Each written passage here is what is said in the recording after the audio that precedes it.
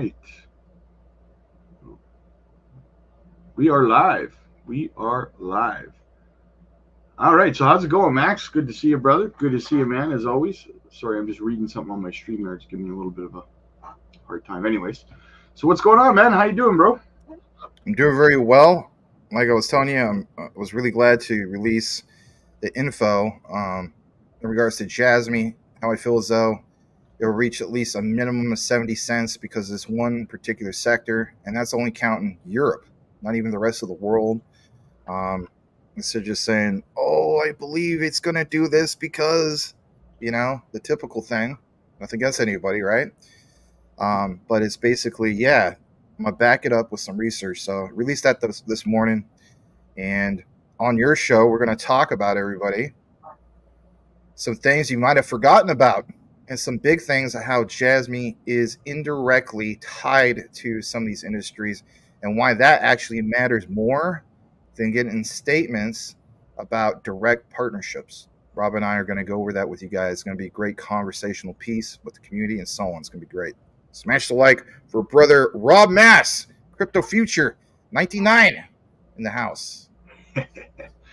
Yeah, we'll give everybody a couple of minutes to come in, but I forgot to ask you. I know that you probably don't want to talk much about what happened last night, but it's not really a political channel, and I know you don't like to be political either. So for me, I just wanted to say that we got to step back as a society and have a look at ourselves. That's all. Oh yeah, no doubt. I mean, that's the way I look at it. Is there's too much of the whole concept of not agreeing to can't we agree to disagree? That's the bottom line. 100%. Yeah, yeah. We got to take inventory, but and it sucks that innocent bystanders, like a person was killed, and it's just like, that's somebody's parent. It's sad. Yeah, 100%, man, 100%. Okay, so let's get into it here, guys. So actually, before we get into your stuff, I wanted to actually ask, unless your stuff has anything to do with the, hang on a second, I wanted your thoughts quick on the ISMS certification. Does your stuff have to do with that, or? No, I don't have anything about the ISO certification yet. I'm gonna do my own proper deep dive in that regard, because I have done deep dives about the whole topic of Jasmy and No, the ISO. The ISMS, not the ISO. Oh, okay. I don't have anything about that either. Oh, yeah. Yeah. I'll show you on the screen real quick. Just okay. So it's basically Optima Solutions published an article about Jasmy. They acquired finally the ISMS Information Security Management System framework for managing the security of an organization's information assets. I guess there's two stages to it. I'll link over the article to you later. I just assumed that you had read it. That's my bad. I assume that you saw it. No, I mean, I do follow Hara, but nah, actually I haven't seen that one. I saw the other one from Jesse about ISO, and that's the one. I don't know if you were cutting out when you were saying that, but I thought that's what you're referring to. But yeah, I'll catch up on that as well. That sounds cool. Yeah. You know what? Actually, Optima. Yeah, I did see Hara post that a few days ago, so I will jump into that. Was 2 days ago. So anyway. Cool. Yeah. Another story for another day, I suppose. Yeah, no, it's cool. I mean, we got quite a bit to share with your community anyway. Absolutely, man. All right, just real quick, say hey to the people that are popping in here. What do we got? William, what's up, buddy? Good to see you, man. Isaac, what's up, buddy? Cat's in the house. Crypto folks. Hey, Rob. Good to see you, Max. Triple J, what's up? Triple J and Triple H. Cerebral Assassin number 2. Nicholas, what's up, big dog? Patrick in the house. What's going on, buddy? All right, let's get what do you got for us today, brother? Let's see what you got. Let's dive in. Give me just a second. I'm actually going to share this to X real quick because I meant to do that, but I didn't have the link, but that's okay. I'm just going to say, come join us live with Rob Mass aka Crypto Future 99, for some Jasmy talk. There we go. Did they change the the certifications on X that you need to have a premium account to live stream there now?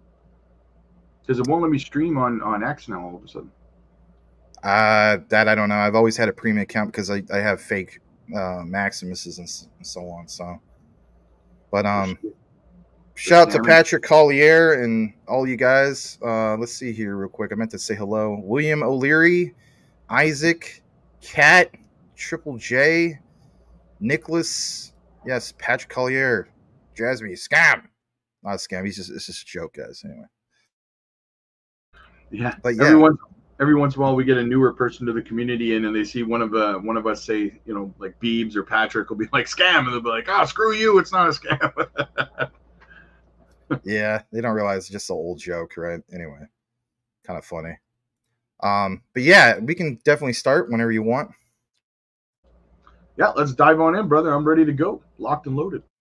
All right, so first thing I'm going to do is I just want to share this real quick. So it's kind of giving a plug to my channel, but it's in a good way. This is going to be a good lead in. Some of you guys saw the video. I did release it this morning. So I think, okay, yeah, that's fine. But yeah, guys, basically it's like this.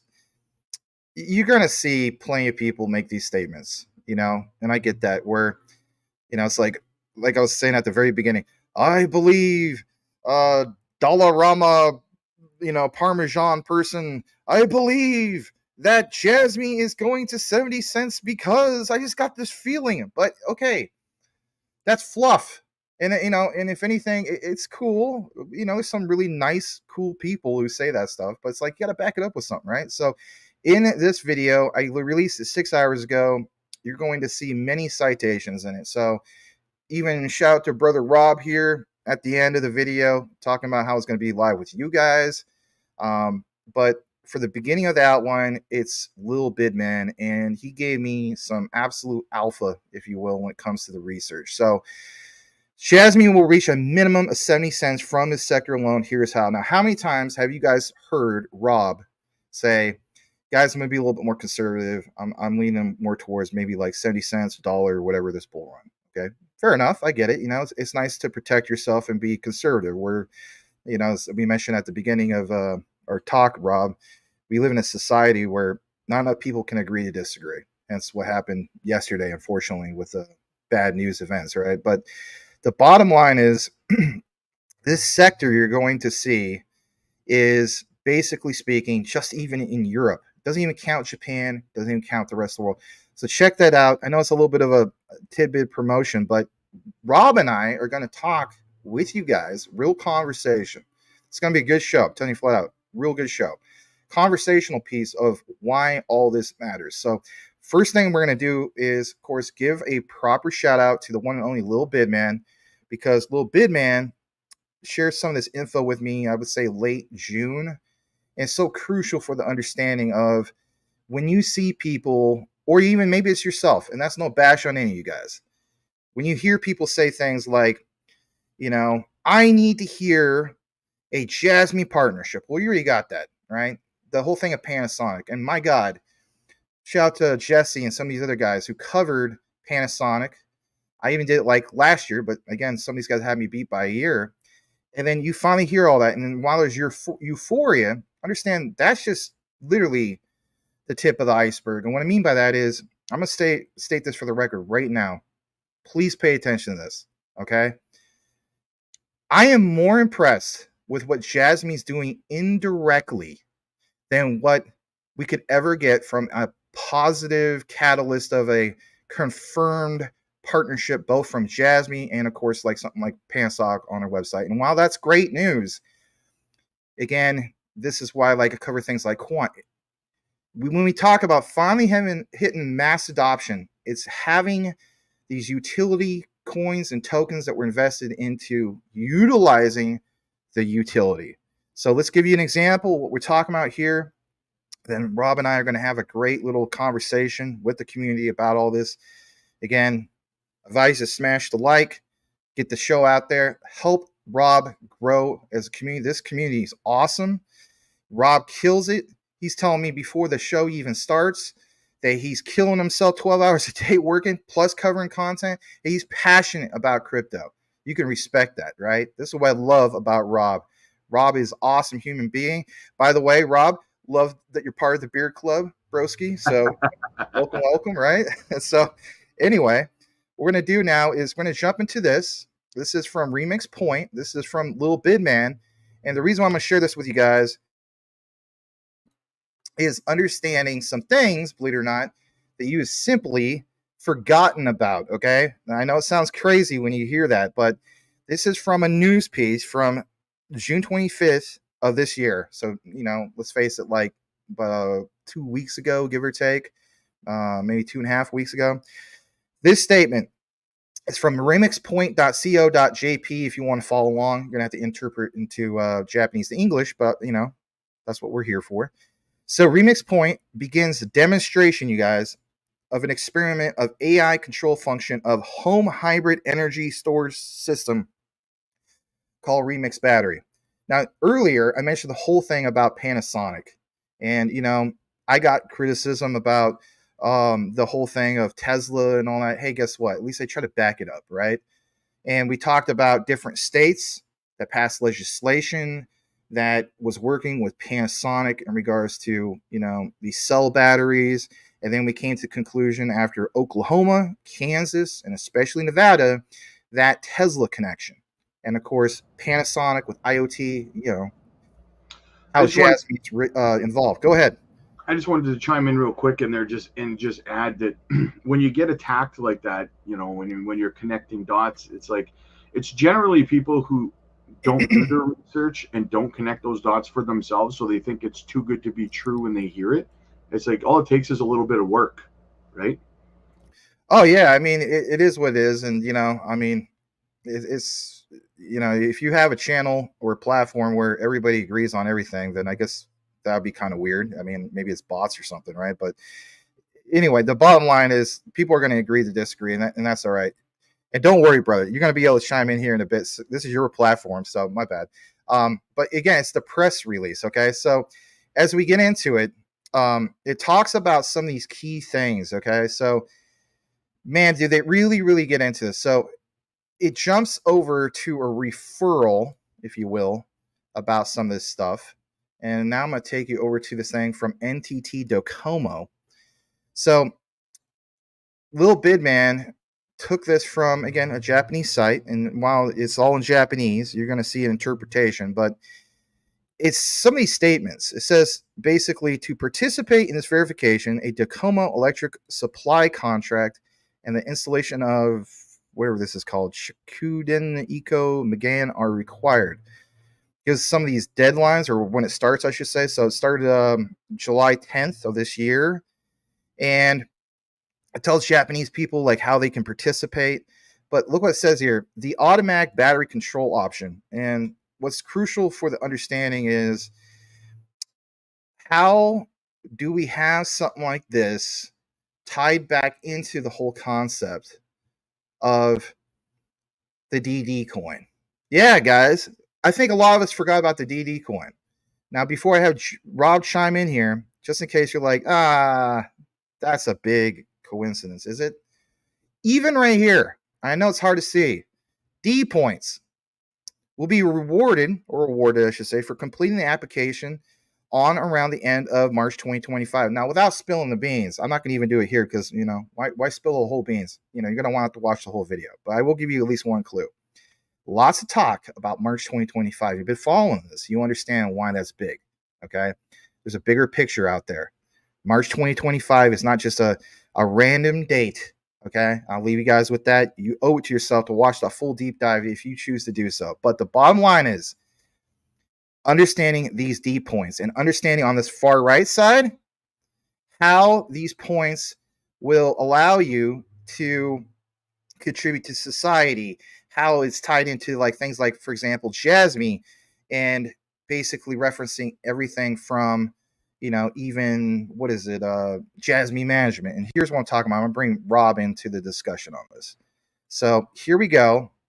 Guys, did you forget about this DD coin? Because the bottom line is we are getting examples now of, recently, finally, about how this is paired, this as in a Japanese yen backed stablecoin, again, Jasmy stablecoin, if you will, contributing to society, people earning points, having the option to democratize their data and monetize it and so on. So, Rob, we could get more into the weeds about this and so on, but, I'm sure at some point you mentioned this with, I think, with Jesse. I think maybe on the first time he was on here, but value indicator of data assets held by individuals. Some people always thought this was a big nothing burger, but again, it's what's indirectly involved with the Jasmy token.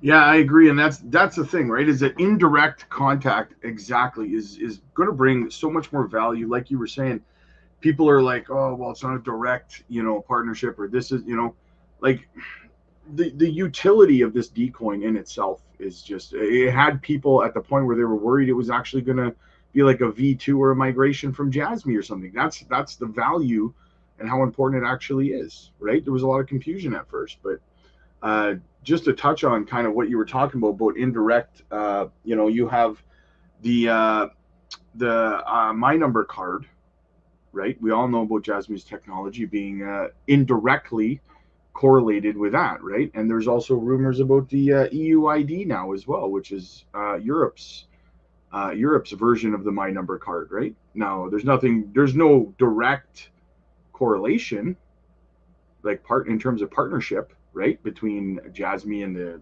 European governments or Apple, but it still directly affects the value of Jasmy and their utility if their product is being used. Jesse and I were actually talking about that. We said, like, if a company wants to buy bread from the grocery store doesn't make the bread; they get the bread from somewhere else, right? Let's call it a farmer, whatever, right? So the partnership between a company A and the grocery store, there might not be a partnership between the farmer and company A, but their product is still being used, and it brings the value of what they have, right? So I don't know. No, it's not that you don't know. You do know, actually, my friend. Don't ever shoot yourself down, because that's exactly what's going on. Basically, as we get more into this, another thing I want to share with you guys, before we get into the next slide, I'm not going to read all this, right? But, being able to be granted that reward for providing data. Guys, how many times are you speaking into your phone? Whether it's a, iPhone or, well, I should say iPhone, more privacy on that, right? But, like an Android, I have an Android. So, freely giving up that data, and who's capitalizing on it? Obviously, Google, Amazon, Facebook, and some of these other ones, right? Big time. So that's how they've literally made probably most of their fortunes, is, trying to make people believe that, oh yeah, it's a free platform. Everything has a cost at the end of the day. That was the cost. Jasmy is the disruptor of all of this. So to see statements about redeemable for Jasmy coin used to purchase, the DD token, again, I'm going to jump back to this for a second, because I think sometimes people just don't get it. And that is this that you see here. If anything, I meant to have this a little bit bigger about, So, guys, look what it says, these D points. All right. So you have these illustrations, and even though it's in Japanese, it's kind of easy to follow for the most part. But this above image diagram, like, while it may differ from some things, depending on supply and demand for electricity, again, the key thing is electricity and how things are stored. So earn points, save money, and then gives you a breakdown, for instance, of like how many points you'll be rewarded for at the end of the month. All these things were what was introduced 2 years ago, literally almost exactly 2 years ago, and now finally seeing things from like NTT Docomo about it. This is what I'm talking about. Like, when we got that news about CMOS image sensors and, all this crazy stuff about when Jasmy left the 0.00 range to over a penny, 2 cents, 3 cents, the all-time highs as far as market cap goes, hitting 4.4 cents. Again, a lot of people are asking, well, why are we getting citations from this particular prime minister of the leader of Hong Kong, or this guy from Taiwan and so on? We don't got any real solid information about direct partnership. Again, this is why I'm more bullish on indirect compared to direct. So I'm going to show you another example real quick. I'm actually going to shrink this down a little bit because otherwise it's just too big. So this statement about remote monitoring, how you're going to have what is referred to as solar power generation system equipped with storage batteries. Think about that for a second, because we understand the PDL is how it's tied to IoT, and if anything, how there's value that's going to be harnessed from that. Look at this statement. This allows you to use energy efficiently without waste. So how is this really tied into anything, and how is data exchanged to provide the economy, whether it's Japan, value, and especially, us and so on. And, I know you follow Little Bidman as well, I believe, Rob, but, it breaks it all down here. Little Bidman got into like the weeds of this and so on.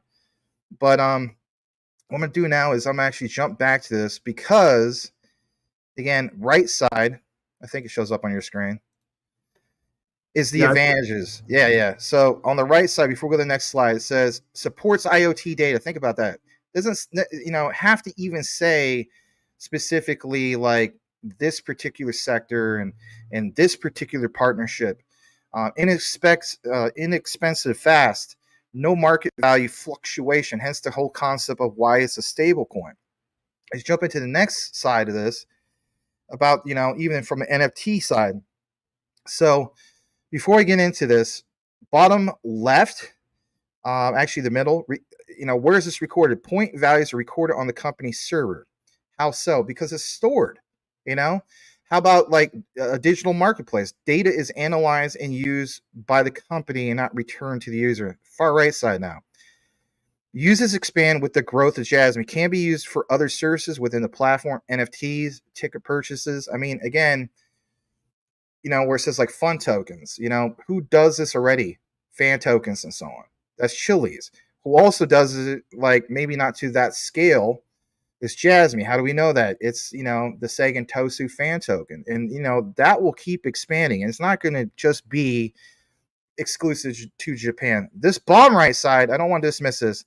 Data values returned to individual. Data used by the company is rewarded back, of course, to the user. You're right. You're the one who has to say compared to what we do right now with Facebook and, Instagram and all these other platforms. We don't really have a say. You may think you have a say, little fine print, but then you forget about it and then you just move on with your day. That's a problem. Go ahead. Well, I think that a lot of people, they rely on people's general underestimating the value of their data and stuff like that, right? That's why they make so much money, because people think, I got to do a little bit of work to go create my PDL and collect these DD points and, provide my data and all this stuff. And these companies, like you're saying, Amazon, Meta, they rely on people's ignorance to this, because if people actually did it and controlled their data, like Jasmy's providing us this opportunity to do, then we'd be taking the power away from these companies, and the value comes back to us if we did it en masse, right?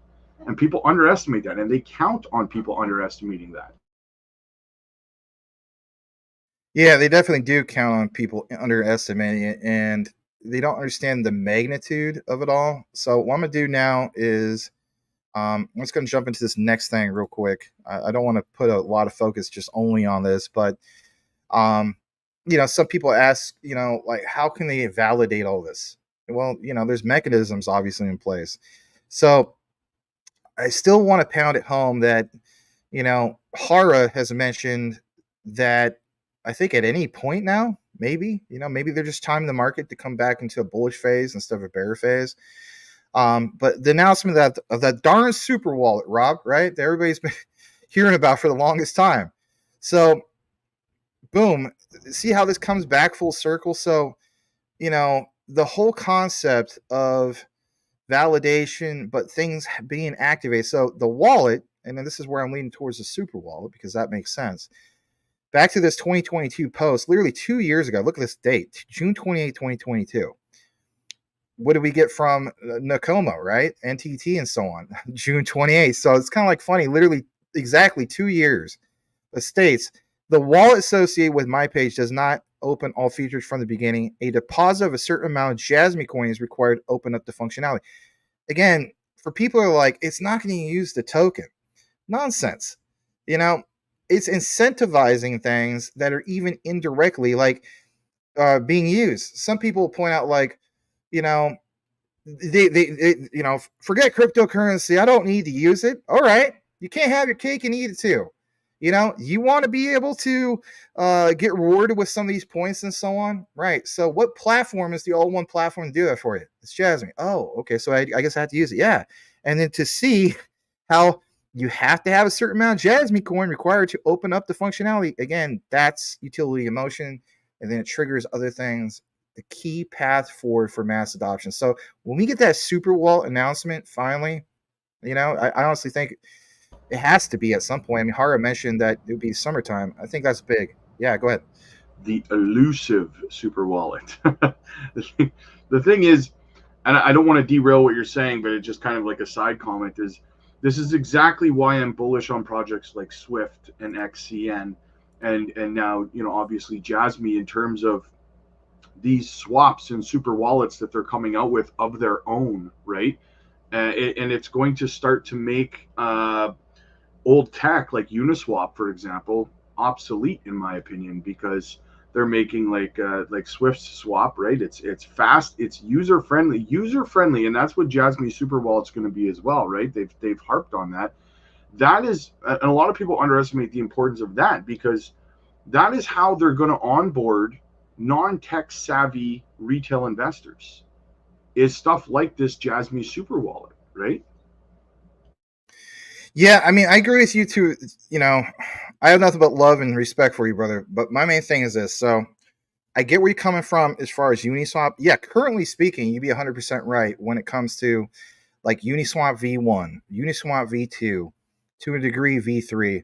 I covered this before in the past, and I don't want to sound like, I'm overbeating my drum here to my own, to myself. But if you guys have looked into it, it's Uniswap V4. And so when that finally gets done and you see a lot of even like meme token projects and so on go with V4, that will be game changer for Uniswap. This is why I believe, I know it sounds nuts, but have a little bit of Uniswap. I do, you know what I mean? And the reason for it is because of Uniswap V4. And where I'm going with that is anybody can look this up. I don't have to show this on the screen because I don't want to put a lot of emphasis on this, but type in on your Google search Uniswap V4.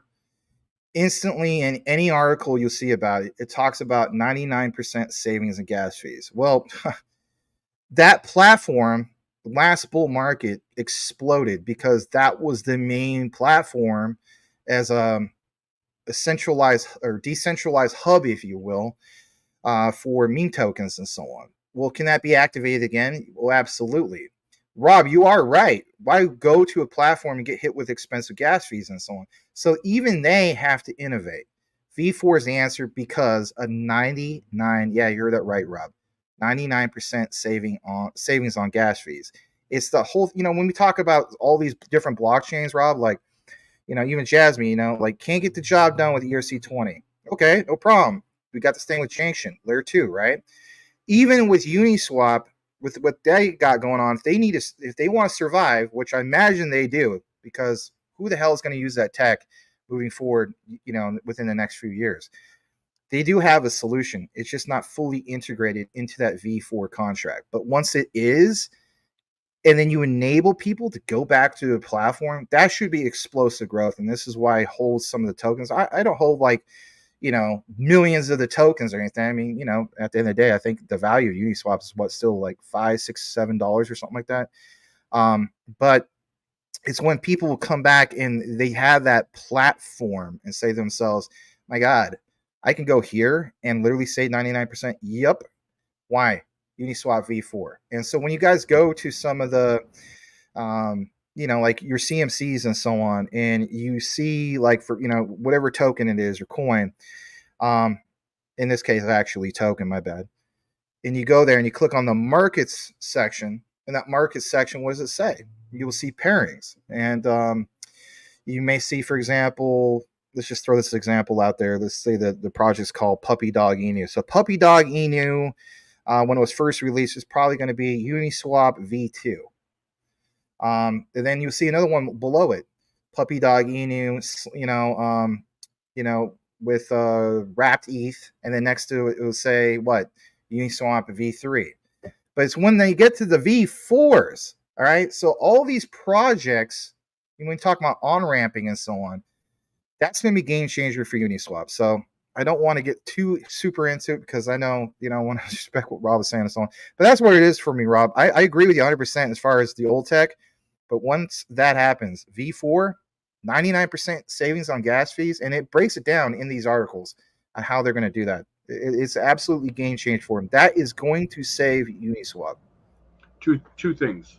One, Puppy Inu trending, rug pull scam, right? It's right. coming. Yeah. There you go. Number two, I don't know. I feel like out of the Ethereum ecosystem, with every upgrade that comes, they promise this kind of thing, cheaper gas fees and stuff. You were in Shiba Inu back in the last bull run. I remember that people were buying their NFT line when it came out, and people were paying like close to $1,000 gas fees on Uniswap, and their transactions would fail like because someone else paid higher fees or whatever, right, to get the NFT, but they were still having to pay the gas fee for a failed transaction. That kind of stuff, and they promise that it gets every time. I feel like every time there's an upgrade in the Ethereum ecosystem, they promise the same things, right? Like the fees are going to go down, and it's going to be better, and then it's just not, right? But I mean, they could be right this time. I hope so, right? Well, it's just again, it's how much for all of us, right? I mean, all this stuff is risk. So it's like for me, I'm willing to take the risk of I'm going to hold some of these because if it ends up being that platform, like let's say, for example, back to what you're saying, Rob, that they did accomplish this, that finally it happened, right? That's game changer because at some point at the height of the bull run, especially when it comes to NFT projects or meme tokens and so on, it's the onboarding of new, fresh users that, like myself, originally came from the lands of, Robinhood, fresh off the boat of Robinhood, right? Wet behind the ears. I don't know about this stuff. And it's intimidating to hear the whole thing of Uniswap. And then to see how you're supposed to use it, it's kind of like scary territory. You're afraid that you're not going to lose your money and so on. So if they make it more easier, and of course, those gas fees get slashed 99%, I mean, that in itself is a big deal. And again, we're not going to get into the weeds about how that's done from the technical side of it. Again, my thing is I kind of look at some of this stuff as lotto tickets. All right, Uniswap was way down. I'll buy a couple bags of it, and I'll just simply hold it. Do I marry it? Heck no. That'd be one of the mix that I decide to take profits or walk away from completely. Yeah, I agree, and they're all. I mean, really, at the end of the day, no matter what project it is, and this goes for Jasmy, this goes for everything, right? Is that there is a level of risk and lottery in all of it, because when you look at what happened with Terra Luna, nobody saw that coming. It just everyone. I mean, at the time, everyone was projecting a $600 Luna in that bull run, and then right. So it's a fundamental risk with all these projects, and I try to stress that to all of my listeners whenever we're talking about even Jasmy or Swift or whatever, and they're like, so you think I could make this much? I said, well, you could. You're not guaranteed, right? You could make zero too, right? Right. Yeah. No, you're right. I just wanted to give a shout out to some of these guys I saw in the comments. And I saw that you had a few more people. So I saw KK's in the house. Saying it may not comment, but always like your guys' shows. Kevin Kiesler, Rob Father. That's a cool name. And Mad Max, Dynamic Duo in the house, dropping all the alpha. Thank you so much. Good to see you guys, right? And Craig Berg, thank you both for all your hard work. Or if you want to do it, bro, this is your platform. What am I doing, right? I guess it's because I haven't done a live show for so long. It's like I need to take a step back. Your house, brother. You do it, right? Scat. Habits kicking. Oh, yes, Craig. Metal detecting. What's up, man? Good to see you. Good to see you. XEN, guys, anyone have it? A lot of us have it over here for sure. If you do, how high do you think it will go this bull run? I've done separate videos on the potential of the project if you want to check that out. Gary had just started watching the Maximus unlocking Jasmy success video and saw the live. Well, make sure you go back and finish watching the other video afterwards. Well, thanks, brother. Gary, appreciate that, man. And actually, there was something else I kind of wanted to plug really, really quick here before I continue on with the comments. And that is that, guys, I want to show you something here, okay? If you're not subscribed to Max's channel, guys, look how close he is to 10K subs, guys. Let's push him up over 10K subs, guys. If you're not subscribed, go shoot him a sub. We got to get him up over 10K. It's just, it's science. You got to do it, right? I mean, I don't know why you wouldn't. Don't be that guy, right? Yeah, do it. But do it now. Do it now on the live show with Rob Mass, pumping lots of massive iron. He's a former professional wrestler studying Jasmy. Do it. What do we got? XEN. Adam Ludwin was the IMF Advisory Council in 2018. At the same time, Chris Larson from Ripple. So worth having at least a small bag. Yes, I agree. XCN. I've talked with Rue Black about it, and like he was on here doing a live stream with me, I think last month. And I missed that, man. I'll have to watch the replay. I didn't know that. Yeah, he drew some connections to a lot, and he drew some between XCN and Swift as well, and Stellar, and like all kinds of cool stuff. So absolutely, yeah. There's a lot below the surface people don't really get until you really start to deep dive, right? So, yeah, absolutely. Plutobolic, what's up, man? Mary, my favorites. Nice. Cat says Max in the Heezy. Absolutely. All right. Yes. Back to the super wallet, though. I'm sorry I took you off the rails there, brother. I just, I had a feeling and I went with it. No, it's all good. I mean, it's totally understandable. So I'm actually going to jump back to not to talk about the DD coin anymore, but there's some things I want to talk about in regards to all this. So I'm going to stop my screen, or you could stop it for a second, actually. Thanks for the plug, by the way. So just some notes, and I mentioned this in the video from this morning, and thanks, Gary, for tuning in about that. So we are on the topic of renewable energy, and at the end of the day, you guys are going to ask, like, how is this going to benefit like Japan? Because I mean, at the end of the day, that's like the big picture in some other countries. But how will renewable energy benefit Japan through, of course, IoT, Internet of Things, but most importantly, how is it going to be tokenized? And, why is it so significant for things like Jasmy, right, moving forward? So what I wrote down is it's like the intersections of all this, what we talk about, like how things are indirectly involved, So as we know, Japan is definitely a country, whether we like it or not, that's prone to natural disasters, right? I mean, tsunamis, earthquakes, things like that, typhoons. But they do have a strong commitment to their environment and that sustainability. And if anything, building out smart cities or making a smart country that can adapt towards fighting off some of these natural disasters and so on, right? They don't want to lose any more of their own infrastructure, or if anything, what's most precious to them, their own people. So you better believe that they, of course, are the most prime ideal candidate moving forward to harness renewable energy, but most importantly through what, guys? IoT, Internet of Things. So I want to talk about roughly 4 things that is really crucial to understand. Because sometimes when you guys hear about IoT, it's just like, IoT, so what? Internet of Things, so what? It's more than so what. It's what's tied into. So number one, it's real-time monitoring. That's why we put so much emphasis on when Jasmy had its most significant pumps from that 0.0056 range, and then it went to over a penny and 2 cents and so on. 2 times you saw in the press news about, for example, semiconductors and CMOS image sensors, and we tied all these things in. So real-time monitoring. Internet of Things in itself has, of course, sensors. And what do? They track things like wind speed and other environmental factors. And it's the key thing of optimizing, energy production, okay? IoT devices can predict equipment failures. Think about the whole thing in Japan. Remember when that nuclear power plant where it was had failure? What about the storage of energy and how to manage that? Well, Internet of Things can optimize the use of energy storage systems, maximizing that utilization. But the bottom line is this. These are all great things to benefit, of course, Japan.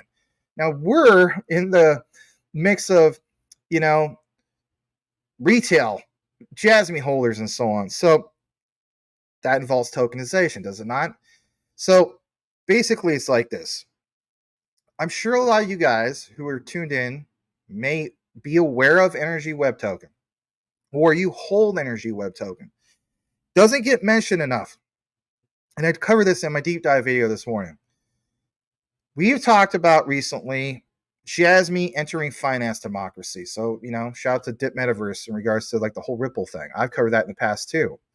We talked about how also you need to now consider Jasmy part of the mix of trade. It's not just your VeChains. It's not just your Morpheus networks. It's not just your XDCs, but Jasmy's part of that mix. But I think it's safe to say, moving forward, based off the research from Little Bidman and me going a little bit deeper, you have to include and really start considering Jasmy part of the mix of your energy web tokens. And what I mean by that is it's tokenization for renewable energy. Just give me a brief moment on this, Robin. I want to get your 2 cents because it's like this. If you have tokenization that involves converting assets into digital tokens on a blockchain or an AI blockchain moving forward with this layer 2 with Junction, that's huge. It's understanding the context of course, renewable energy. And where I'm going with that is kind of like Energy Web Token, which is obviously energy as a token. So for Jasmy to now have another utility layer that people are just not even aware of, tying everything back to Remix Point, for example, is a great example, is because renewable energy generated can be converted into what? The tokens. And have this paired up with the DD coin, oh my gosh. So can we trade that value? Can we exchange that value? Yes. Hear me out, guys. These tokens can be traded on energy exchanges. Yeah, guess what? I know a lot of us have never looked into that, have we not? It's there. Google it. Shout out to Dennis Lill. I see you in attendance, brother. I know you're going to be researching it. But traded on energy exchanges, creating a new market for renewable energy. Nobody's talking about this. I'm being honest. Nobody's talking about it. All they're talking about is charts. You're not understanding the bigger picture. I don't say that disrespectfully, but a lot of people don't understand the bigger picture. Is what's indirectly involved is so much more impressive than what's directly involved. And while all those things are great positive catalysts, you also have to understand, will it open up sectors of people that are part of like big VC firms and so on? Again, back to Rue Black with this whole example of why you put so much emphasis on Tim Draper and VC capital, venture capital and so on. So tokenization, as we know, allows for fractional ownership of renewable energy projects, making investments accessible to, of course, a wider audience. Isn't that the whole point? Mass adoption, transparency, and trust. Jasmy comes into the bigger picture because blockchain ensures transparency in energy production, consumption, and, of course, trade. Real quick, why is this all important for us in retail? Well, Jasmy has focused on data. They have a crucial role collecting and analyzing IoT in renewable energy systems. And this other thing is Jasmy developing data monetization models based on what, guys? Renewable energy data. The renewable energy data sector doesn't get talked enough about. I got to hear it from you, brother, because I did a lot of talking there about that. Well, yeah, you've definitely opened my eyes to doing some more reading about it for sure. But what I can say for anybody uh, similar to myself that doesn't quite get what Max is trying to pound home 100% is that I always say to you guys, I put my pennies where they put their dollars, right? Why do you think that BlackRock, of all companies, believes so strongly in the tokenization of essentially everything, right? As as really all you really need to know at the end. Well, it's not all you need to know, but I mean, like, if you're having trouble kind of wrapping your mind around it, or until you can do some research on it, like myself, I definitely would say there's a reason that these the world's largest asset manager is heading in that direction that Max is touching on, right? Yeah, absolutely. I mean, I guess I'll give you guys a great example here. When you hear some of this talk, maybe it does fly over, past your head. It shouldn't, but I get it. How can I put it in layman's terms, right? I'm a former school teacher, so I had to do that, especially when it comes to the youth. And it's basically like this, all right? What do we use to pay for gas fees as we speak? All right. So me, I don't have a gas stove. I have electric stove. All right. So I had to pay APS out here in Arizona, right? For my electric bill. Okay. Imagine that being tokenized. Okay. Energy and power and how it's harnessed and so on. Well, at some point, all of us is paying a gas fee in some sort, in some way, to have this next era, especially Web3 and especially Japan with smart cities and Society 5.0.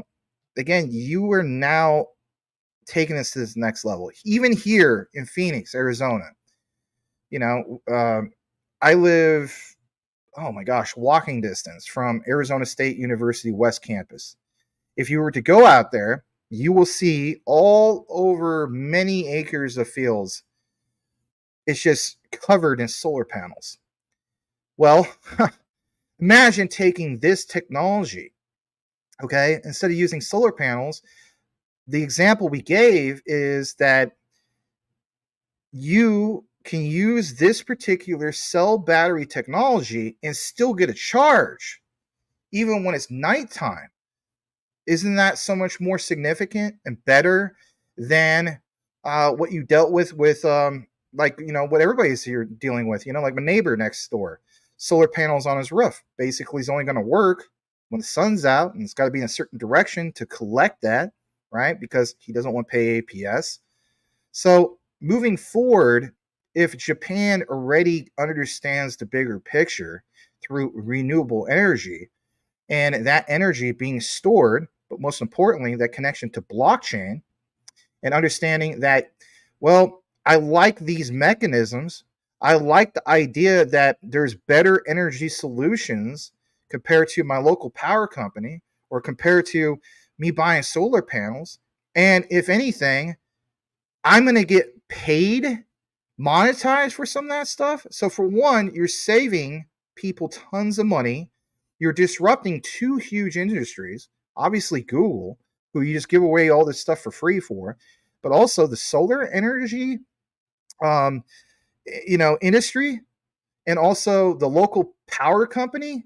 That's industry disruptors, and those simply have value moving forward. So I know that for a lot of us, it's kind of hard to wrap our minds around that from the perspective here in the United States. But when you understand that, again, Japan already gets it, and some of these other areas in Southeast Asia, they already get it. And that's why, especially with Jasmy, like we talked about before, which one in the bull market is going to go first? Well, you recite it's Jasmy, and everybody's like, I don't understand. And then you see all these other influencers come out of the woodwork. I don't understand how Jasmy did it. Yeah, right. You don't understand it. No offense to you, because you didn't do a lick of research in that regard. This is why it's doing it. So I think this is a big, big sector moving forward. And again, it's just tokenization opportunities. There's challenges with it all, but basically speaking, Japan and companies like Jasmy unlocking the full potential of renewable energy and having that IoT plug and tokenizing that. I mean, I can't see it within the next 2 years here in Arizona, but the way I look at it moving forward, what if I lived in Japan? All right, that would actually be a legitimate solution to my problems, and to get paid on it. You're going to pay me? Okay, there's a catch. What's the catch? I have to hold so much of the Jasmy token. Jasmy is one of the best examples of future utility in motion. We just got to get the mass adoption. And that's why I'm so bullish on it. Your thoughts, brother? Well, I was just thinking that disruptive technology, no matter what it is, generally succeeds, generally wins, right? It's just the way that our world works in terms of technology, right? I mean, look at Ripple. Is another example. They even fought against Ripple, right? But it is what it is, right? Disruptive technology usually comes out on top. So I agree 100%. And just to kind of touch on, on the fact that, like you were saying, you got to hold Jasmy to do it. Well, that is one of the reasons I believe so much in this team is the pattern I've noticed in terms of every partnership and collaboration that they tend to form, at least this year anyway, as we've moved forward, is that they've strategically structured everything in a way that it requires Jasmy coin to be locked up or to be held, so to speak, by users that are being onboarded by these partnerships. What Panasonic, C2E, right? Whatever it is, it's completely genius of them, in my opinion. Oh, yeah, you're absolutely 100% right on that, brother. Because, it's not just that. It's also, I mean, it is that, but, expanding on that, this is why so many people put like emphasis on lockups. But what about institutional lockups? I mean, it's like that's the next best thing from a burn at the end of the day. We understand that Jasmy has a burn mechanism. They're never going to use that burn mechanism. But what they have been doing is the whole thing of lockups. And you're not going to see, a whole billion billions and billions locked up immediately. It don't work like that. But, gradually being locked up, here's this announcement, here's that announcement. Those are all positive things. And then to combine that, obviously, in a bull market compared to a bear market, some people point out, why don't they just lock it up in the bear market? Thank God that they didn't. You know what I mean? Thank God they didn't listen to a retail narrative. You ever notice the common thing here for all of this, guys, whether it's back to the example from Rob, Ripple, and so on, is their focus is not on retail. As much as we want their focus to be, to get like positive catalyst where we can have an idea of what's going on. Reality, we do have an idea of what's going on. It's called research. I think that less people need to focus on wanting these companies like Jasmy, like Junction, like Ripple, Quant, whatever it is, to focus on us as retail, is more to turn things around and maybe focus on what they're doing as a retail investor that you can capitalize on. And that comes into doing your research. What is this company doing? How can I benefit from them? Can I benefit from holding Quant? Absolutely, you can, right? But as Max said, it's not everything all at once. This is an accumulative effect, not just for what Jasmy's doing, but for all of these projects. We're talking long-term holds here. So when people start getting upset about the day-to-day chart action and stuff like that, you lose me, because I'm like, I don't understand why you're upset right now. For me, if I'm not buying today, if I'm not selling today, I don't give a shit what the price is doing today, right? Why? So it's a long-term outlook, and you should care more about the developments of what these companies are doing and behind the scenes, both direct and indirect, effects of what's going to happen with their technology. That should concern you more in the broader picture than, well, what are they doing for me as a little retail guy? And as humbling and as it sounds, I don't give a shit about you as a retail guy. And they shouldn't, right? If they did, like Max was just saying, if they did, they would have made a lot of mistakes. So that kind of cracks me up, I don't give a shit about you and your whack ass crew. I'm Rob Mass, got connections. Get the ass stuck like glue, right? Anyway. Yes, exactly. Speaking of Quant, you said you had some Quant stuff you want, or were you done with Jasmy, or? Yeah, for the most part. I mean, basically, I mean, I don't want to do like two deep dives of the same thing, but I'll just kind of give people a taste of, things to come. Um, you know, I will give you guys one clue, and that is this: if you really pay attention to this, and again, shout out to, Dennis Lil, Francisco. Okay. So in my outline, there's a key date that gets brought up all the time. Okay. And that is March 2025. Okay. So I cover a lot of SHX. March 2025 gets brought up. Cover a lot of things in regards to ISO 222. March 2025 gets brought up. So there's a key bank in Japan, and of course their Jasmy connection, and even when I did the collaboration with Rue Black in regards to the connection to Swift Coin, in the outline there's a bombshell, but I'm not gonna spill the beans. Why give you guys all the answer? Watch it for yourself, see it for yourself. It ain't hype, it's just research. But I thought, wow, that's not coincidence. And we make some connections on it, and it's absolutely a really, really big deal. So we're glad to be able to talk about that. Yeah, let's pull up some Quant for a bit. If you're I want to respect your time. I don't know how long you want to go and so on, but brother, we gotta get you back on X, man. You were killing on X. Gotta get you back on there with the dual streams. Yeah, I don't know why. Just all of a sudden today, like it could be a glitch or something, but it's not. It's not letting me live stream on X right now. I did yesterday, fine, but. Well, if you need help with any of that, I'll be glad to help you. So. I do have one request from you. Sure. I would like you to look into XCN. Because I personally want to know your thoughts. They have their V3 white paper coming out, right? I get a lot of requests for XCN, but go ahead. Yeah. And I read a little bit of a hint because they released a little bit of a poll for their DAO. So they kind of raised the curtain a little bit on some of the things that are coming in this V3 white paper, talking about burn mechanism. But they have, more importantly, they have their L3 that they're laying out on base, and they're going to have a swap on there, something similar to Swift, I would assume, and just so much more. So I'm going to be doing kind of a deep dive into the new white paper when it comes out August 1st. But I definitely, just for the future, I would love to know your thoughts on it when it comes out. So, well, it's just I'm not, guys, I'm not personally invested into Onyx coin. I have nothing against that. Again, just because I'm not part of the coin that you're into or the token that you guys are into, guess what? I'm always rooting for everybody's success. Success. Because the way I look at it, doesn't matter if it's a meme coin, utility, and so on. Why would I want to create tribalism? I'm not about that, So, but yes, I have gotten a lot of requests. I may possibly research it more. I have done a little bit, I think I did about 2 or 3 different times over the course of like a couple of years, right? That's not fair enough. I want to give you guys an educated response on it. I'm not going to waste your time because at the end of the day, that would be fluff. But that's probably the one I get the most requests for, and that is kind of eye-opening for me.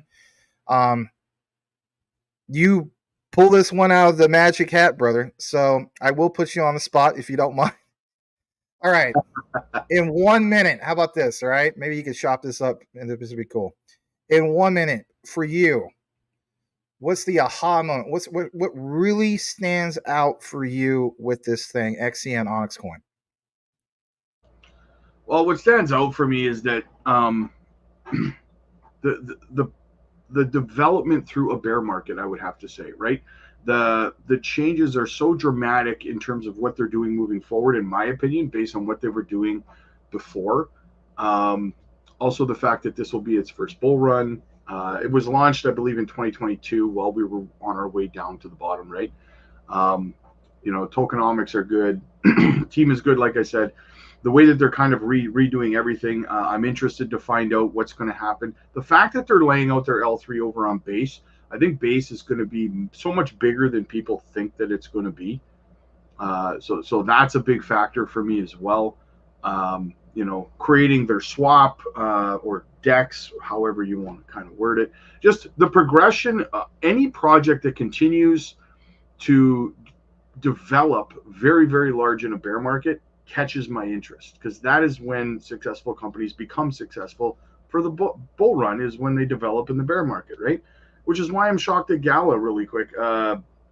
kind of, you know, took that hit because they did so much development in the first year and a half of the bear market, and then the founders fucked it all up. But anyway, that's what I focus on, is development through a bear market, and that is what XCN Onyx Coin has been doing. So that's my thing. Is like, you know, Gilbert Verdi and Quant and so on, internet of value, but you also had to have the internet of trust. You know, like sorry, I was drinking some water and someone went down my windpipe. Ugh. But anyway, it's the both have to go together. You know, as the saying goes, like, you could create the most amazing tech in the world, but if nobody's going to use it, you know, it's kind of like Ferris Bueller's Day Off, right? Was it that California edition? Was it like 1967 or 68, where it was, Ferrari, California, and it just sits there, and you know, was it the father of the Camry? He just cleans it with a diaper or something like that. So it's just sitting there. It's not doing anything. It's not being put into motion. So I'm glad you brought some of this stuff up, because, you know, the way I look at it is, sounds like it has a lot of value. Let me ask you this as a follow-up real quick. Actually, I know you want to read this, so then I'll come back with it. But I'm going to ask you a follow-up question because, you know, it is interesting to hear your take. Go ahead. I just wanted to read Jetpack's comment real quick. He says, it's partnerships with banks and major institutions. The Stellar Foundation buying it and merging it with Jed and Adam are also the CEOs of the merged company chains partnership. So yeah, very, very bullish. Cool. Right on. So do you ever feel as though that maybe there's a good amount of investors into Onyx Coin, XCN, that kind of like aped into it because they heard the terms of like JP Morgan in the past, of, you know, of like Onyx and whatnot, and they thought it was the same thing, but it's not. Kind of like, you know, let's face it, even with Swift Coin, think of how many people jumped into or aped into Swift Coin, SWFTC, thinking that it has some ties to like the old traditional Swift, and then they made their coin, and that's not the case. You ever feel like maybe that's what's going on a little bit? Just your thoughts on that. I think it's going on. It happened a little bit, not a little bit, right? Because it got to a point where I literally had to do a video. I think I did maybe 2 videos breaking down what Onyx Coin for JP Morgan is versus what XCN is, right? And explaining that they're not correlated in any way and that they're 2 separate things. So I do think that, because everyone in live streams kept bringing it up, and it's JP Morgan. I said, no, it's not, right? It's a different thing. So you're absolutely right. There was definitely a certain percentage of people buying into it because they thought there was that connection, right? And I think that a big problem that kind of comes with that is because you have so many influencers out there, content creators, whatever you want to call them. I hate the word influencers, but that just they'll go on and they'll just tell everyone that it is correlated without That's any irresponsible. That's incredibly irresponsible, but yeah. But we see it not just in Onyx Coin, but we see that across the board with all kinds of projects. They'll read a headline of something and then they'll just make up a story filling in the blanks, and then they'll just spew it out, and that's scary. Fluff. That's fluff. Yeah, that is fluff. People ask, what's the definition of fluff? There's your fluff. Exactly. And that's why, like, another thing I hate doing is I hate, like, feeling like I'm taking shots at content creators, but I feel like you kind of have to call that stuff out sometimes, because when they're intentionally or lazily misleading their viewers, and then honestly, brother, at least twice a day I get somebody commenting on a video or in a live stream saying, hey, I just watched this channel and they said that this is Jasmy's doing this, and they just completely pulled something out of their arses and said it, and I was just like, and I'm like, I feel like I have to fight that fight, because it's like, no, they're misleading you, you know? Like, I don't know. I know you don't feel the same way. I know that, you know, calling out that kind of stuff is not your favorite thing in the world, but like for me, I'm just like, the only time I call them out is if they personally go after me. That's my policy. And I know some people don't like that. That's just me. You know, I'm fully aware of the guy who says that all of it's going to go to zero, and he's done multiple videos. I mean, my God, I thought it was just Jasmy. Then I got more into it. He made one about Quant with the coffin. Then I start clicking on the video catalog of his, and it's just like 00000. And then, by the way, last week, literally, he did a live show, literally reviewing YouTubers. And you guys know who it is, so I'm not going to say who it is because I don't really want to make this about that. But yeah, he went after a whole bunch of YouTubers, and then I was just like, all right, he researched YouTubers apparently. Let's just research a little bit more about him. His most popular videos are all the ones that talk about going to zero. Well, anyway, I guess you'll have to calibrate. Of going to zero. And it's like, if you're not invested in ICP, then basically speaking, you're a fool. I mean, I like ICP. And, my problem is this. Do you know, I have gotten so many requests to cover ICP. Shout out to this guy's Danilo. I don't know if he's part of your community, and so he always wants me to cover ICP. Want to know one of the main reasons why I don't cover ICP? I'm big on community, right? Who's the leading face of that community? This guy.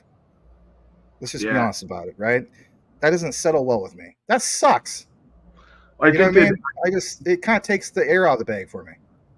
Yeah, I think that if I was part of, I like ICP too. I hold ICP. I think it'll do fantastic in this bull run. I think they got the short end of the stick in the last bull run and stuff. But I completely agree with you. To have someone like that be the face, and it's like I would be like, man, can you just stop talking about ICP, because you're hurting us more than helping us here, right?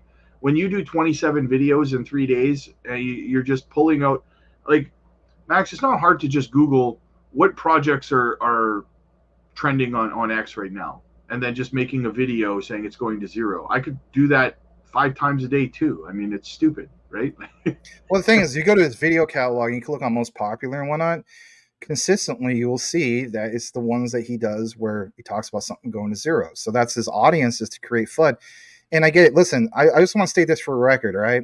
I am so glad and proud of this guy. Maybe you don't want me to say this about turning his life around and so on. I mean, he's a family man and so on. I see that even, as a shirt, talks about prayer and whatnot. These are all good quality things about him and so on. I just, again, back to the whole thing of what we originally talked about, agreeing to disagree. I have a difference of opinion compared to him, obviously. But I'm not going to, my thing is this. My platform is not to create FUD. People in the past want me to do some FUD videos and stuff like that. That's not me. I mean, I'm not going to do that. Even if a person dropped me like a $500 super chat, I'm not going to do that, because I have my own core principles, and I just think that's personally irresponsible. Let a person come to their own conclusion compared to just making FUD. But I get it. I mean, at the end of the day, that might be his bread and butter and whatnot. But where I do have the issue is and we're talking too much about this guy, in my opinion. But anyway, where I have the issue is, people will see us because he is on a bigger platform. I think he's almost at 40,000 subs and so on. And they will look at him like, yeah, this guy, is clearly the real McCoy, or whatever the case be. And so as a result, it's like, think of how many people lost out on that 15x for Jasmy. Like, my all-time highs on my portfolio was 44K for Jasmy. Now it's, of course, pulled way back, and people can criticize me about not taking profits and so on. But I'll take profits on some of the other ones. Why is that? Because Jasmy is a true long-term hold. So, Icy Amphibian, shout out to him. He's probably not watching right now, but Icy hits the nail on the head. Jasmy's a 15x basically since the FUD of Binance US. And while we're still in that monitoring zone, innovation zone, where you want to call it, sometimes hard to keep up with it all. Think about how many people lost out on those gains. So when we say that, or said that Japan would go first, all you got to do is tie in what's part of the mix. And this is another reason why I don't cover, just hear me out. This is why I don't cover A-Star. So people are like, man, Max, you're really into about like Japan, like Quant Japan and Ripple Japan, Jasmy Japan, right? Why aren't you into A-Star? I like A-Star. I think it's going to do well. You know what I don't also like about A-Star, Rob? The community. You ever notice every time Jasmy community talks about Sony, you always get these guys coming out from the A-Star community. And what do they want to do? No, just A-Star. It's like, what one got sent? What one got really, really sent? Like a 15x. Was it A star? No. And that's not me bashing on anybody that holds A star. I think it's solid. That's my thing. I like community. I like embracing community, and I just that's my whole thing. That's another reason why I don't cover Chainlink. Yeah. I hold Chainlink, but what does Chainlink do? They go after Quant, something fierce, and it's stupid in my opinion. It's like, and I think it was you. Maybe it was you. It was either you or Rue. Somebody pointed this out. Stocks. Do you see IBM going after the Apple guys, or do you see? That's me. Yeah. No, they don't do that. They don't do that at all. But that exists in crypto. It's silly. It's childish. I'm part of a fraternity still to this day, Alpha Beta Kappa, right? From my college days. Okay, so I was part of fraternity. Oh, let's make tribalism and or root for my favorite team. Yankees, Red Sox, or something in crypto. But it goes on all the time. Anyway, back to you, brother. I just think that it's a symptom of a bigger problem, and that is that's social media. The ability to instantly connect with millions of people across the world has made people numb to the fact that they're actually talking and interacting and dealing with other human beings on the other end of what they're doing. So it's easy to film a video or type a sentence or whatever it is and not understand the magnitude of the effect of you're having on somebody else's life on another end of the world, right? That's why when I say I'm the same as you, I don't create FUD videos about projects, right? If someone asks me to look at a project and it's not, and I don't like it, the most you'll get out of me is, yeah, I mean, it seems okay. I mean, it's not something that I would buy, but that's it. I would never dissect and FUD, put that kind of of my energy into doing something like that. And the reason is because, for one, I think it's a slippery slope, but for two, there are other people in the world who are financially relying on that project to succeed, and it's irresponsible for me because I'm inadvertently trying to cost them money by doing this, by spreading this negativity about a project, especially if I don't even do my research on it. Now I'm just being extra irresponsible, right? So I agree. By the way, I hold Astar as well. I'm big on it, but I'm the same way as you. The communities can be damning, absolutely damning, right?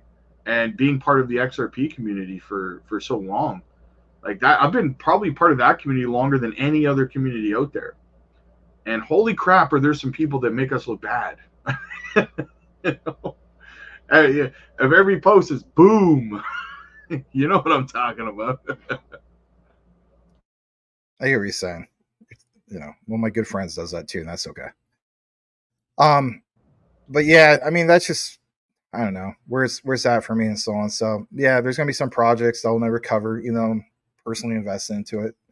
Some people point out like Shiba Inu, you hold a lot of SHIB. Why don't you talk about SHIB every day? It's too saturated, So I agree with ISO Jetpack.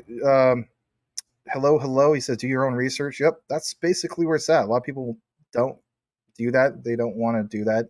A lot of people just ape into stuff. But do you still have time where? Oh, go ahead. Yeah, I was gonna say, like, I did a video talking about that, I think yesterday, about doing research and just breaking down how important it is that you do when you, and the reason is because I get messages on our Discord all the time from people who are invested in projects, whether it's Jasmy or Swift or whatever. And Swift right now has been one, right? Because the price has been kind of stoic and just, not really doing. Oh, it's a steal though. Yeah. I mean, remember the whole market, like that major crash when we touched below 2 trillion. Swift coin went to, I think, like 0.00385. So you could buy 100,000 Swift coin for $385. Oh, dude, I stocked right up. Still nice. I did, but the importance of it is that, guys, when you see negativity, FUD from other content creators, or when you feel bored because you're getting that recency bias because a project hasn't done anything in 4 months in terms of price, right? And I get that all the time from people. Man, Jasmy's price isn't. I think I'm going to sell my Jasmy and roll it into something else because Jasmy's price isn't doing anything. Hey, this is a complete. Your instincts are telling you to do the opposite of what you should be doing. That's when you should be doubling down, in my opinion, right? I'm not obviously telling you what to do with your money, but I mean, You know, because when that happens, guys, if you do your research and you actually know what you hold, you can't be shaken out like that, because your conviction is true conviction, because you're confident in it. If you just buy something because I talk about it or because Max talks about it, the second that you hear some fear or something like that, you're going to start, questioning your investment, because you have artificial confidence in the project because you don't know anything about it, right? So you're just like, oh shit, did I make a mistake? I listened to Max, son of a bitch. That's why research is important, in my opinion. Yeah, well, that's why I always tell people it is just research. I'm not telling anybody what to do, period. So, I let we talk about hype. It's just like, let the research hype it, 100%, brother. 100%, man.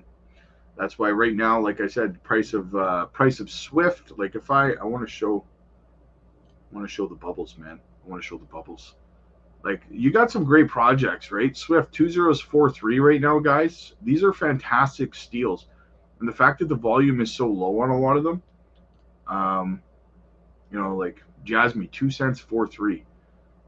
The same way people were saying to me when Jasmy was like, right now people are saying, oh, I wish I could have got more Jasmy when it was, 1/6 of a cent or whatever, right? Okay, fair.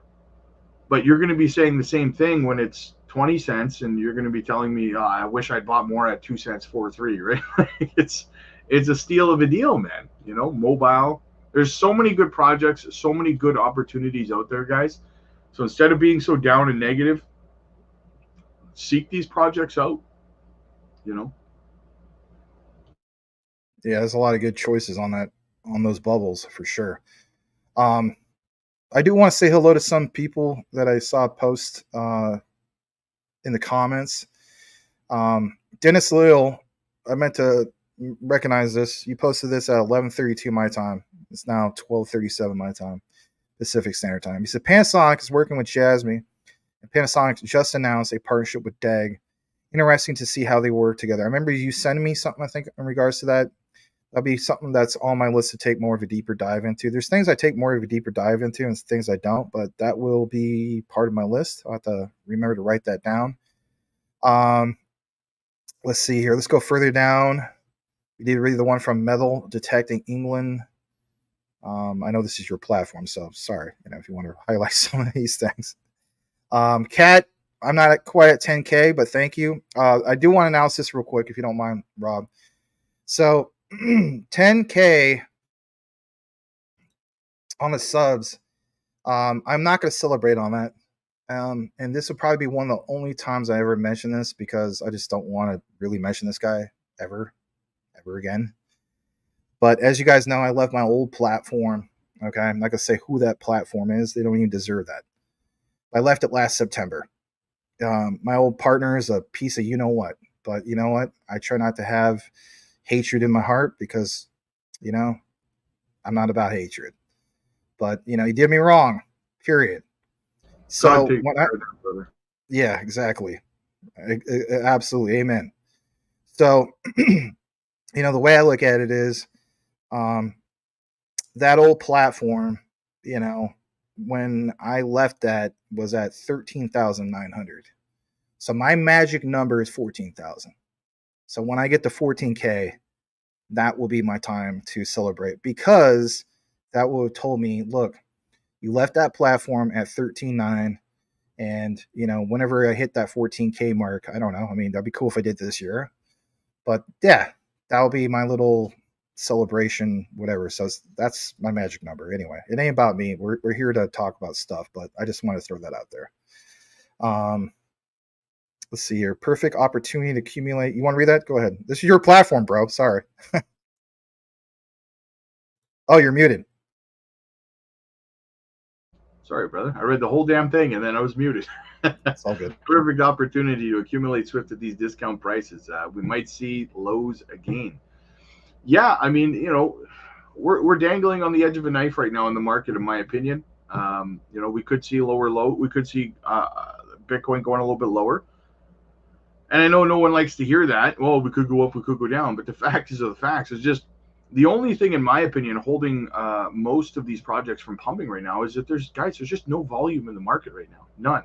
I think that there's a lot of fear about when Mount Gox was announced. A lot of people just kind of exited because they thought they were going to get a lot more selling pressure from Mount Gox, but there wasn't really much. And then you combine that with the German government dumping 50,000 BTC.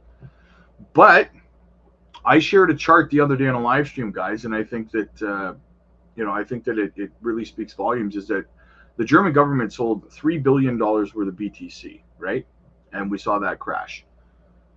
FTX creditors are getting back 16 billion, and I would assume that a large chunk of that is likely going to dump right back into crypto, right?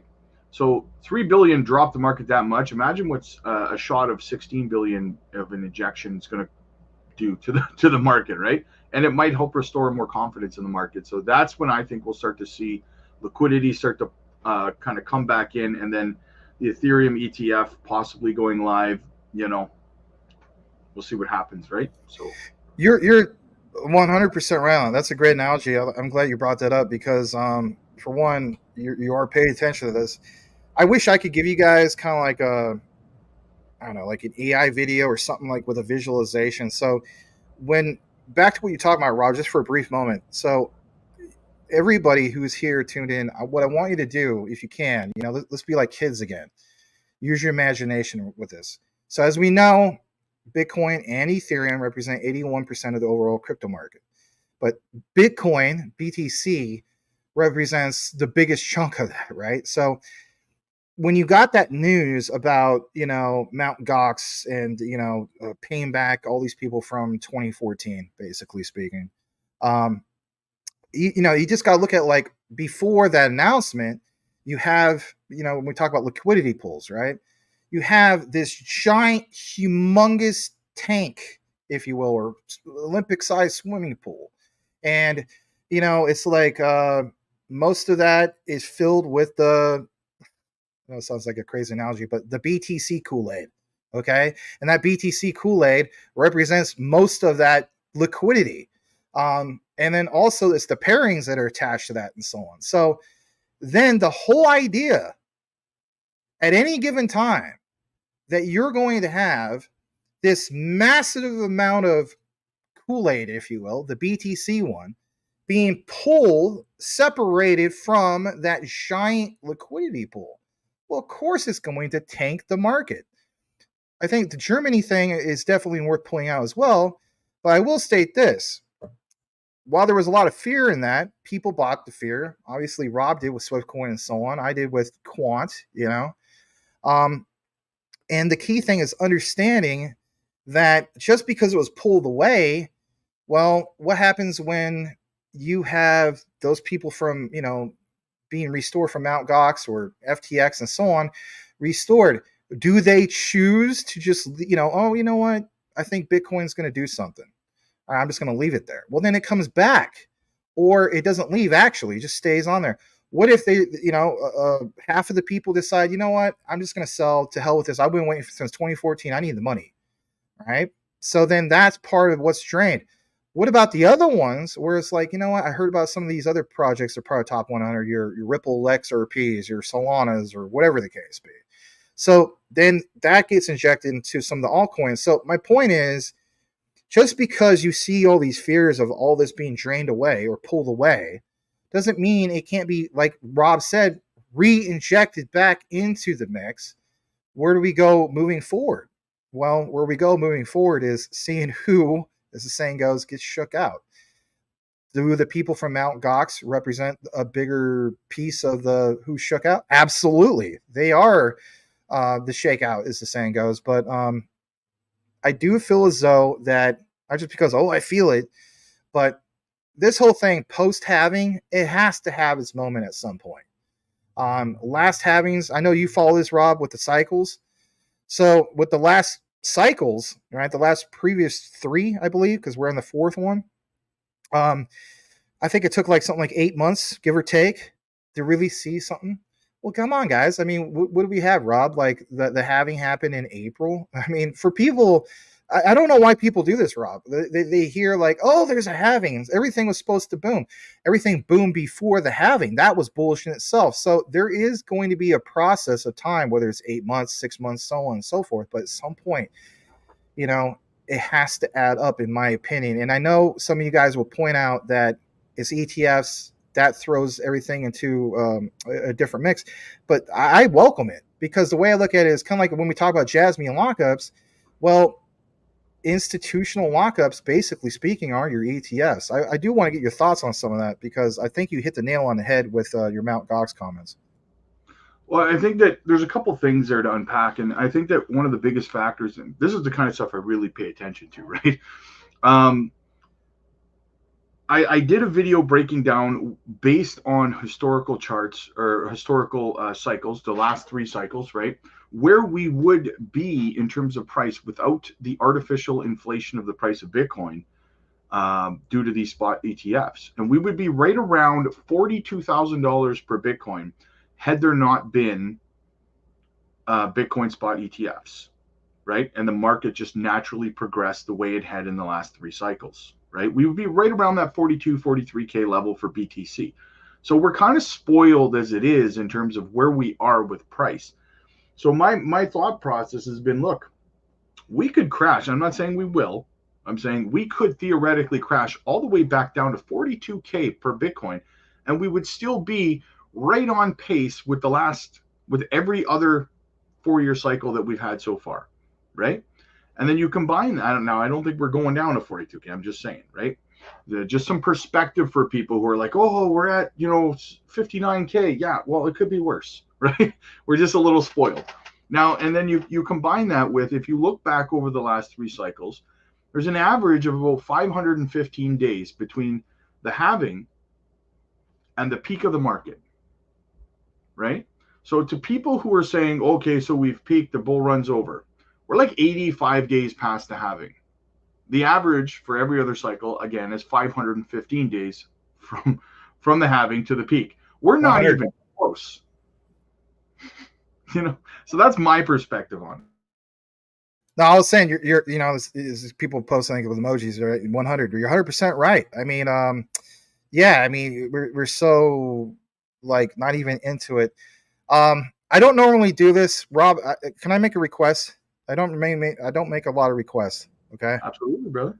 There's a guy who, as we speak, is a content creator / TA guy and so on. This guy totally deserves a shout out, for real. Shout him out. Yeah. So I don't know if you're still here, brother, but it's Crypto Otaku.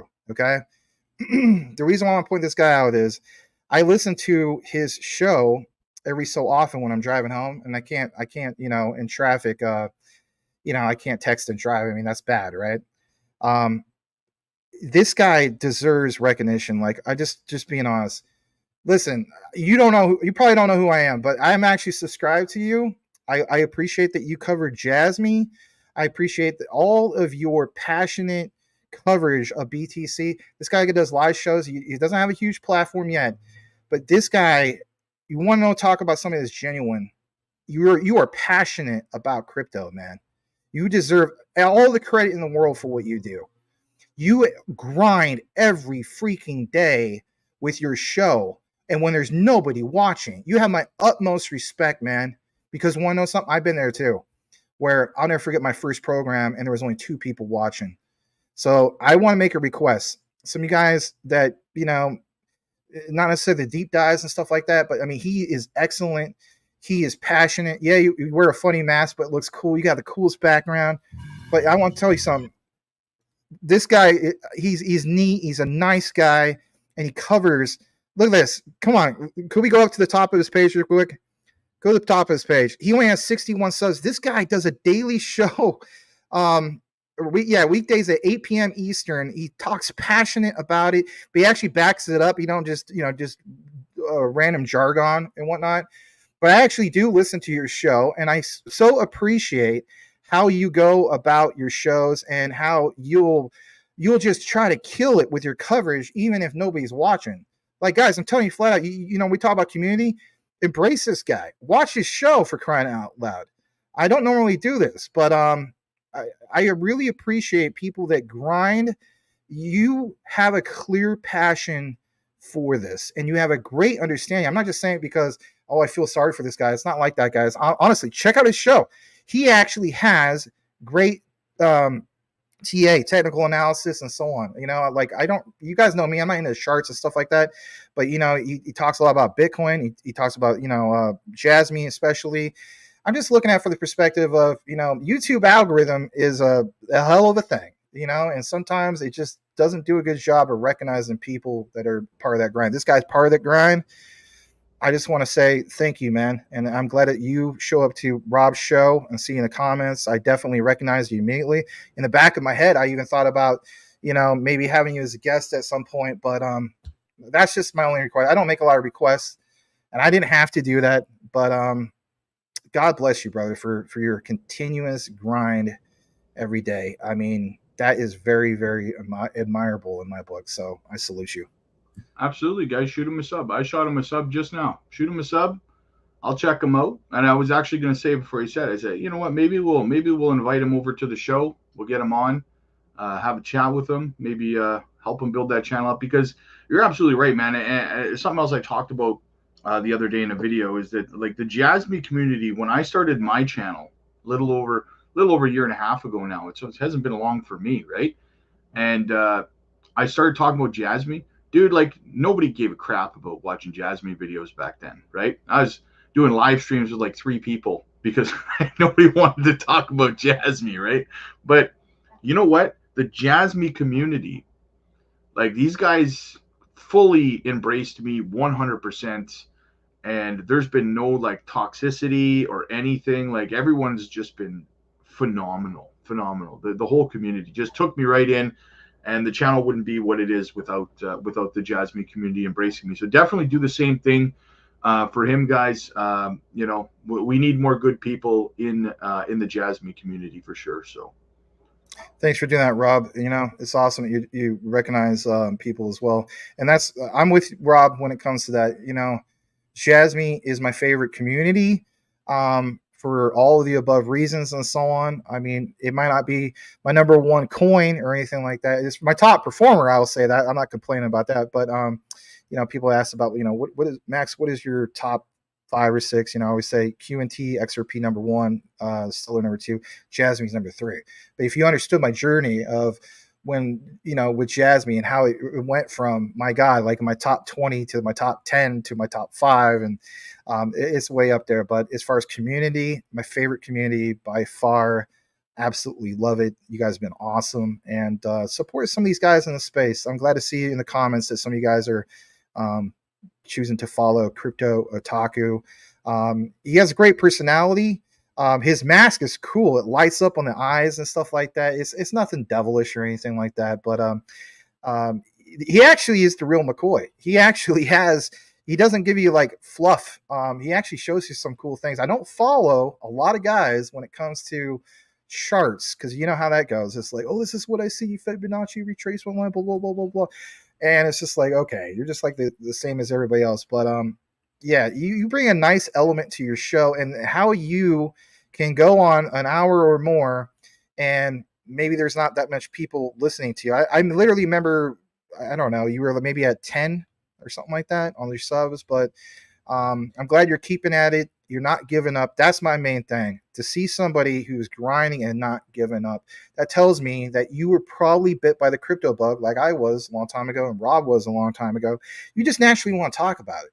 Well, if that's the case, you need to have a base of people to naturally watch your show. So glad to give you the plug. Thanks for doing that, Rob. How cool is that? And if there's anybody on X or YouTube or both that are tuned in, he has an X, so we're giving you a little bit more of a plug, brother. Let me see what it says on the screen. Can you read that? Hold on a second. The Crypto Otaku, right? Yeah, he's on X. So give him a follow on X too. Help him as much as you can. And glad to have you part of the Jasmy community, and you cover some of these other ones as well. So anyway. Absolutely, man. Absolutely. It was yeah, it was a struggle for me at first too. To like I said, I get it, man. The live streams with 10 people and stuff like that, like, but just keep going, man. Keep going. Like, I'll tune in, as often as I can. I'll tune in. Sometimes I pop into Max's live streams all the time and harass him, try to throw him off topic. Right? That's all good. I welcome it. It's cool. Yeah, absolutely, man, absolutely. But yeah, we need more good, solid Jasmy content creators. Less fluff, right? So absolutely, man. Yeah, But yeah, we got to get another roundtable together soon, brother. do it. Do it I think now. that I think the last time we talked was the last live stream we did. That was like 2 months ago. Yeah, time has flown by. I mean, yesterday I was out in the hot Phoenix sun for like 5 hours. It sucked really bad, but I was with my friend trying to get my car fixed and so on.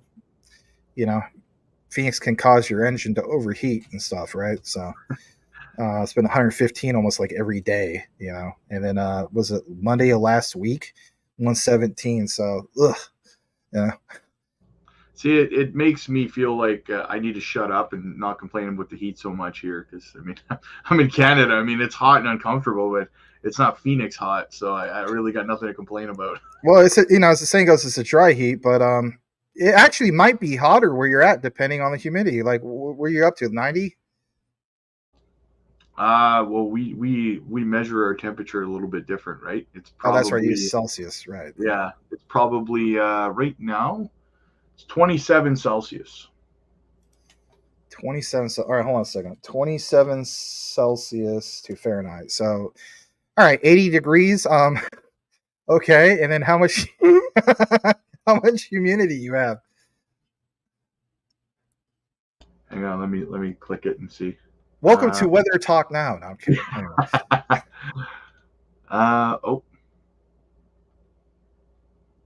Anyway. Humidity is 53%.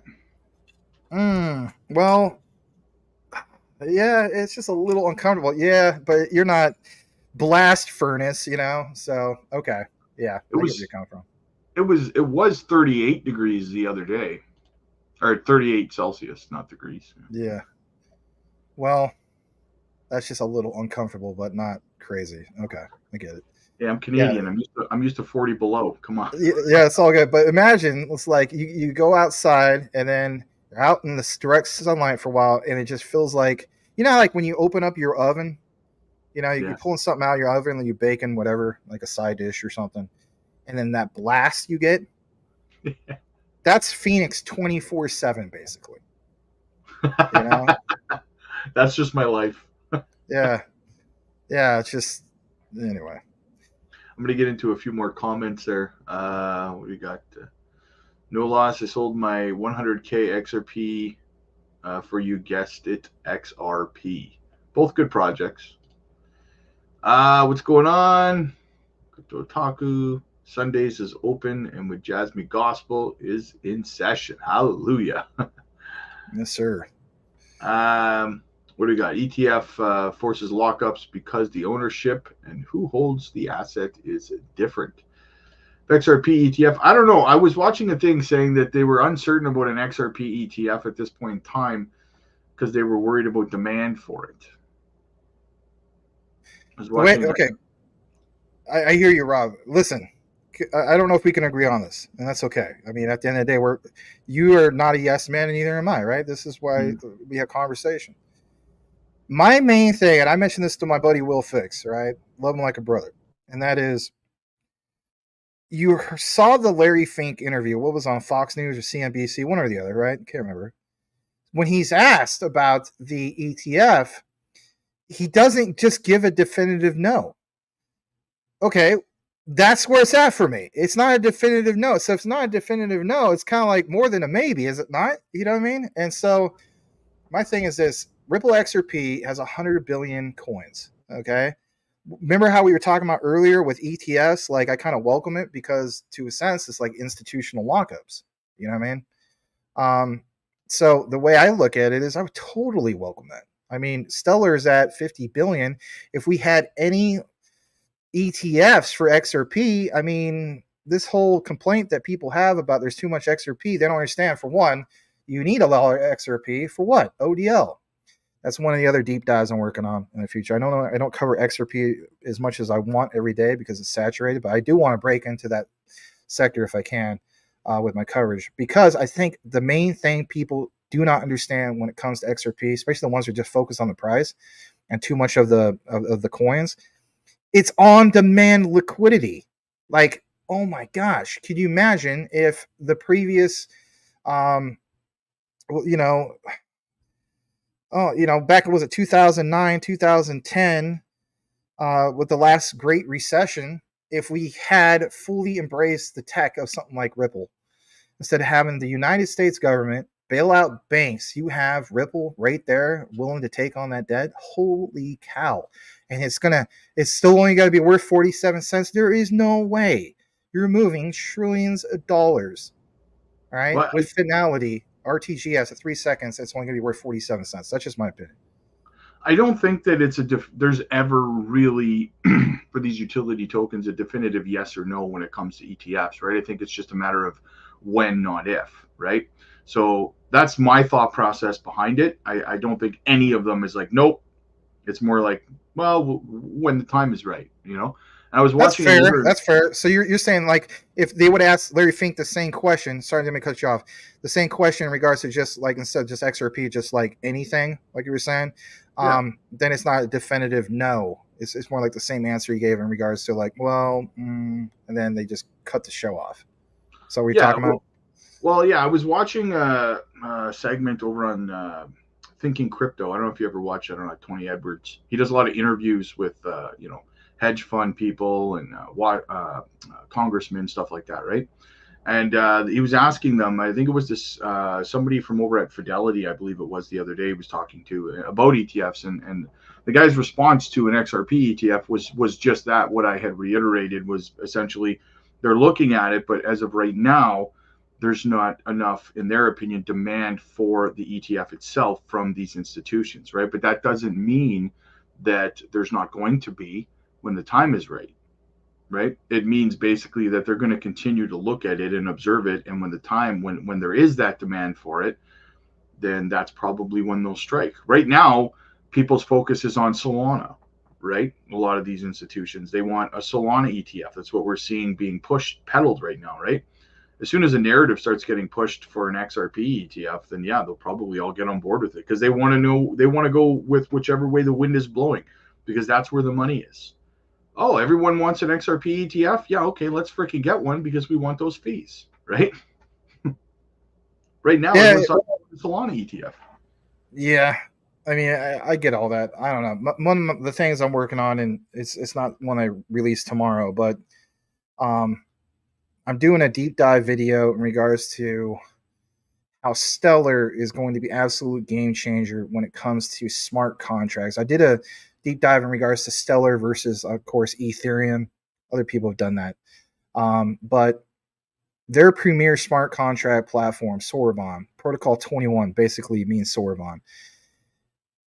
I don't know why so many people are sleeping on Stellar. That what they got going on is going to be absolute game changer, because you have, I think, give or take, 160 plus projects going live. Now, we don't have the full rollout, and that's what some people are complaining about. They're like, well, this is why, Stellar hasn't moved much. Yeah, you're right. Everybody's right. Quant, Stellar, if you look at the chart, I have a graph somewhere. I have to dig it up, but it shows like in the crypto winter of 2022, 2023, and even going forward, I think even parts of this year, worst performing cryptos. But man, I'm not really complaining about it because of the long-term approach. Again, think about this. A lot of us were invested into Terra Luna back in the day. And while Do Kwon and Terraform Labs did a horrible thing, well, especially, Do Kwon, that was a vibrant ecosystem until the thing got rug pulled. I'm looking at it from the perspective of all I need is about 10 to 20 projects. Let's face it, minimum 10. To stand out like how it did in Terra Luna. But that was Terra Luna. Okay, Sorbonne. And then on top of that, you have, Stellar. What is it? 0.5 zeros and a 1 is is the fee. I mean, good God, 10 million in USDC, Stellar USDC, now it's called Circle, cost 0.50 and a 1, or maybe a 2. But whatever the case be, nothing could touch that as far as the fees. So that's value. But isn't really the same song and dance for most projects that have that kind of potential? It's no different right now for Jasmy, for Swift, for you know to some degree even Quant, right? Is that they fly under the radar and people sleep on it until the value catches up with the utility, and then all of a sudden they come out of the woodwork, right? Oh yeah, you're right, 100%. I mean, I get the analogy you're making. My other thing is, that announcement a while back in regards to the United States Treasury and Stellar and so on. So there's this guy, he's part of the Stellar Development Foundation. His name's Tomer Weller. He gets criticized for saying the word too much. Well, so what, right? But the point is, he mentioned and backed it up with actual research, because he's part of the team and so on, without breaking NDAs, about how Stellar will put 50% of the world's, yes, you heard me right, the world's tokenized assets, right? So RWA, real world assets, excuse me, I almost misquoted myself, on chain through Stellar. Okay, just go do a Google search about that. Let's say it wasn't 50%. Let's say he was like half wrong, it was 25%. My God. All right, so that's half the supply of Ripple XRP. That's another thing. This whole notion that people point out, like, Stellar will only do well if Ripple does well. That's not the case. I mean, at any given time, and again, I'm giving a shout out to my buddy Will Fix. He pointed this out, and he hits the nail on the head on this one.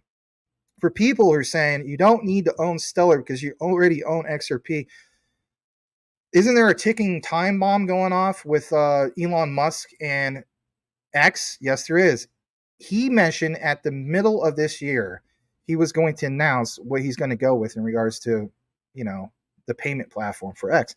So that means if he was to choose Stellar XLM, okay, is that going in line with what Ripple's doing? No. So if anything, it would be the opposite, right? That's what I'm looking at. Like, that's not me flooding Ripple, but it's me recognizing that I'm glad I'm diversified, and I'm glad that I'm not a maxi on one particular coin, because to a sense, there's other flips of the switches. I mean, come on, Elon Musk for one. And not only that, I covered this in Stellar XLM, a deep dive on this one. It's probably one of my longest ones. Too long. I get it. Hour and a half. It's called Stellar or XLM AI. A lot of other researchers, content creators, Rob, have all done the whole thing of Vast. Who hasn't, right? Common Ground, Jed McCaleb, Elon Musk, the whole thing of rockets and so on. All right, Vast. But then we saw all these other connections, 7 or 8 other ones. I'm telling you, it's like, it just simply makes sense that Stellar would at least be one of them. I'm not saying it's going to be the only one, but be one of them. Some people from Doge community, and I'm still part of that, I hold a lot of Doge still, point out, well, it's going to be Doge. I don't think it's Doge. I think Doge would make more make more sense as a reward coin or token compared to Stellar. But I get it. Elon Musk has mentioned, using Doge for payments for, I guess, Teslas, but it just seems like like Doge should be treated like, smooth love potion, if you will. I don't know if you cover that one, but yeah, anyway. It's a reward token in a gaming project, isn't it? Yeah, the Axie Infinity. So, yeah. Anyway, well, I agree with you. I think that the narrative of XLM only succeeding if XRP does is just because people correlate that because of the charts being so closely correlated, right? I mean, we all know that's almost a meme at this point, that whenever XRP pumps, XLM pumps and vice versa, right? They pump almost exactly. I mean, yesterday was a perfect example of it, right? XRP was up like 16%, XLM was up like 14.5% or something like that, right? But I think that's where that narrative comes from. But that doesn't mean that they won't eventually, again, if Elon Musk announced tomorrow that they're using Stellar, well, that's going to pump the price of XLM significantly higher than it's going to, it's definitely going to decouple from the price of XRP. Like it's ridiculous to have a narrative that XLM can only succeed if XRP does. That doesn't make any sense. They're completely different companies, right? Right, exactly. But I've heard some crazy analogies. It's like people have stated, Stellar XLM is a fork of Ripple. It's not a fork of Ripple. I mean, I get the analogy that they're making, but literally, it's not a fork of Ripple. You know? Well, that's the thing. A lot of terms in crypto I've found are words mean things. That's the thing, right? Like, and people lose sight of that sometimes, and they just use words that, like you said, like to say it's a fork of it. Well, no, it's, and you're not really making an analogy because you're making an implication, right? Yeah, I mean, that's the whole thing. People need to be clear with it. It's just like state that you're making an analogy. Okay, we'll get you, but like I literally seen this guy have it was on X. This guy had a back and forth conversation. He was so set in his ways that yeah, Stellar XLM is a fork of Ripple XRP, and it's just like that could be furthermore from the truth, man. That's not true. What else do we got in the chat? Studio Tech. No, I do not, but I'm willing to research it more. There's so many coins and tokens that, like, for example, I'm into that you guys aren't into, and vice versa. And that's just the way it goes with anything, really. I mean, like the first coin or token I ever covered, it's called Clearpool. I probably willing to bet there's not a single person that's into Clearpool. I'm not, but I know of it because you've talked about it. Capital markets ecosystem. When you hear talks about BlackRock, about how they go gangbusters about the private sector, SMEs. Heck, I mean, it's probably the best example out there for when we talk about real world asset tokenization, but more importantly, to allow VCs to quickly raise capital. Like Rue does an excellent job. Rue Black, talking about like VCs, whether it's Draper and Associates with SwiftCoin or Coinbase and so on. Again, VCs. So the traditional way is they don't, I should say don't, but they have a hard time. They have to go through all the red tape to raise the funds that they need. Well, Clearpool provides a solution for that. But the best part about it is, unlike projects or blatant rug pulls, they have their own auditing and vetting system. It's a great project. I've been part of it since the beginning. I'm not paid by them or anything like that, but I've done about roughly 40 videos or whatever. But yeah, there's examples of that. Of things I'm into and you guys are into, but I do get a lot of requests in regards to XCN, and maybe I'll just have to finally take a look into it. And then next thing you know, I'll probably have to end up buying some instead of stacking more of what I already have, right? Anyway. Hey, you turned me on to Swift, so I'm going to turn you on to XCN. There you go. Nothing wrong with that, brother. Hey, listen, man. Rob, for real, I respect you. I love your coverage. If you think XCN's the bee's knees, guess what? The way I look at it is, you know what you're talking about. That's the respect and admiration I have for you, because the way I look at it, you already put in the legwork. You know what I mean? You already researched it. So, yeah. I mean, some people say, well, that's, being an influencer. Well, where the case be, if you are a researcher as well, and, I do trust a lot of what you mentioned as well. So that's where it's at. But I will do more of my own research. Go ahead. I appreciate that, man. But I actually am almost giddy about this new white paper coming out on August 1st. I'm sitting on the edge of my seat waiting for you. I can't wait for the original white paper. I actually did a 5-video series breaking down the white paper for people so that they could understand kind of what it is and what they're doing. So I'm going to do the same thing again. I'm excited about it. So. Okay. Are you guys going to BTC Nashville? Nah, not this year, no. But that is something we should start doing, man. We should start going to some of these things. Yeah, it'd be awesome to hang out. That'd be awesome. So even though I do follow you, Crypto Otaku, I'm not a fan of BTC. Oh, I see how it is, Max. Scam, right? Well, I'm not a fan of BTC. I'm more for the other one. Maybe you're not a fan of the BSV. But the reason why I pay attention to like your TNA and so on in regards to your excellent job about BTC, because I'm not oblivious to the whole notion that still the overall crypto market, those dominant ones, BTC, Ethereum, and so on. And let's face it, if BTC goes to 100K, what do you think is going to happen with some alts and so on? So I'm always paying attention to that.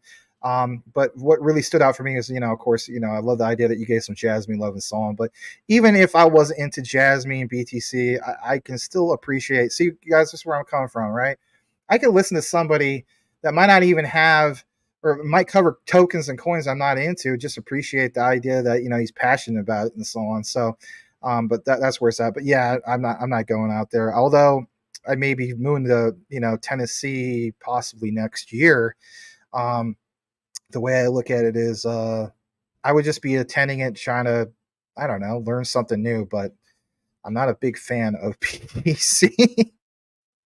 I feel like I'm investing in AOL, but as far as tech, I get it, guys. Digital property, but go ahead. Well, here's my thoughts on it. I mean, I hold BTC. I mean, I hold it because, like, I'm with you. If we're talking about utility and the product itself, I mean, it's shit, right? Let's be honest. However, I put my pennies where institutions put their dollars, right? That's why I hold BTC. Nonetheless, when it comes to these conferences and stuff like that, I think that I want to start going to them. Not necessarily, it doesn't even have to be like BTC. I mean, we got Jasmy and Junction, they host stuff. We have Solana host stuff. We have Ripple hosts an event every year. There's all kinds of them that I want to start kind of going to, right? And I think it's also great for the channel for people to watch, to be able to go and get some content out there as well. Maybe talk to a couple of people out there, a couple of interviews for the channel. There's all kinds of cool stuff you could do, right? And like you said, you can learn a lot, right? So yeah, and just real quick, so the avatar, Crypto Otaku, I don't know if you realize it, my friend. You do technically have the BSV logo, because the BSV logo is straight up and down, and BTC is tilted to the side. So are you kind of coming around, my friend? You're going to be covering some BSV, the real Bitcoin. Yeah, anyway, all right. Thank you both for your time and knowledge. Hey, no problem. We love what we do, right? Yeah, thank you, Jay. Looking forward to following your channel. Absolutely, guys. Make sure you're shooting them a sub. Let's get them over 100 for starters. Let's get them over 100 subs. Let's get into those live streams. Push his algorithm out there, right? Beebs. Florida, scam. Stanley Cup champion, scam. Yeah, it's hot down here in Florida as well. Just me that a scam. Let's go. Race Crop Consortium. Let's go. Why have we not heard more about Jasmy's lockup? I don't know. I wish I had an answer for you, brother. I don't have a for sure answer. I'm leaning more towards you're starting to see a lot of like what we showed at the beginning, or shown at the beginning of the outline. NTT, Docomo, this other one called Remix Point. And at the end of the day, when we talk about, for example, the DD coin, that is something that obviously is not direct partnerships with some of these ones that we mentioned, but it's what is indirectly involved with Jasmy, because you have to hold so much of it and so on. Well, back to the white paper. In the white paper, if anybody's looked at part of it, I don't expect you to read the whole thing, because let's face it, some of it gets boring. But it mentions specifically about how much would be allocated for what in the tokenomics for institutions and so on. So I would imagine there has to be a certain percentage where it's like you can't just get the announcements that we want, like on X from Hara and Jasmy Management, because of what? Because NDAs, right? Institutions and so on. So they have, that's always going to exist. Like back to what Rob was saying, whether it's Jasmy, Quant, you name it, break in some of those NDAs. So as much as we want to see some of those announcements, that's how it is. But I will state this. If you really, really want to take the deep dive, which let's face it, some of you guys aren't going to do that, don't get your answers from X, formerly known as Twitter. Go to Indeed, for instance, all right? And you will see that sometimes they just post what you're looking for right there. Shout out to Lord of the Realm for renewing his membership. Thank you so much, brother. This is Rob and Max.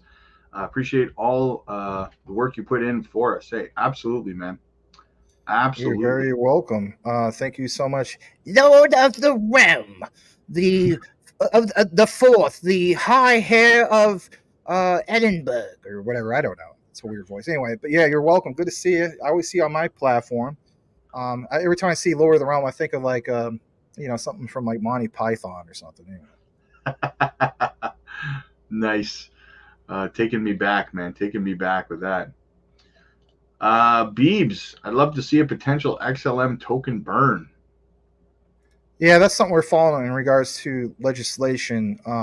If there's a certain bill that gets passed, will require a lot of companies like Stellar and so on to do a burn, and basically that burn would, oh man, get rid of like I think it would cause Stellar to be forced to burn 20 billion of their tokens, and my God, I mean, people are asking them like would that cause price action? Yeah, but is it going to happen? Who knows? But it's just the whole idea. Some people are Isn't following that it. like isn't that Yeah. like 42% or something like that of their max supply? Yeah, well, yeah, because they got 50 billion, so Yeah. 20 was it 20 billion burn, and it's not just it doesn't apply just to them, it's some of these other ones, and it has to do with the CFTC, um, that arm which has oversight over the SEC. It's a complicated thing, but yeah, a lot of people in Stellar following this. ETF is for boomers' retirement. XRP, boomer F and sooner? Institutional demand for XRP is actual use case. Absolutely, man. Hey, Absolutely. I gotta tell you something, right? Not that I believe in a lot of crazy stuff, but it does kind of make you wonder. So, it's like our ears ring for no reason at all, but no one knows really, right? So it's like we just mentioned Boomer F and Sooner. It's kind of like weird if, like, all of a sudden, as we speak, Boomer F and Sooner's ears are ringing. Anyway, shout out to Boomer. Right? You'll probably watch the replay. What do we got? BNB Greenfield plus Jasmy in the innovation zone equals conspiracy. Yeah, I haven't talked much about Greenfield as of late. I've been meaning to do that though. Like, why haven't they made any progress with their project? I don't know. And just see Like, where CZ is at right now. I mean, I don't know. yeah, that could be correlated, but they weren't really doing much before all of that happened anyway, right? In terms of progress, not on the level that Jasmy's been operating on anyway.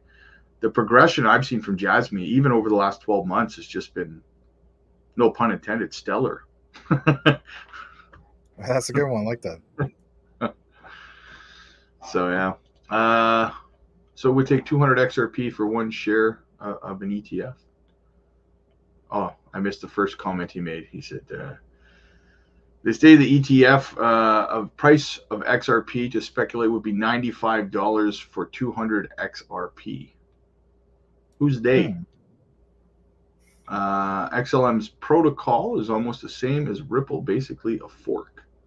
Well, Excellent. you know who they is. I mean, they is they are they. I mean, they're they're the Illuminati. They are they. They is everything, right? The, They is guy, everywhere. the guy They, with the yeah, exactly, right. They is basically who made the Matrix. They is Agent Smith and so on, right? They. Anyway, XLM's protocol is almost the same. Yeah, well, that's the thing. You have to understand. I mean, it was one of the founders, right? Was with Ripple, right? So I mean, obviously, it's going to be a similar project. Differences of opinion, no different than Charles Hoskinson leaving Ethereum and making Cardano. That doesn't make Cardano a fork of Ethereum, right? Any more than XLM's a fork of XRP, right?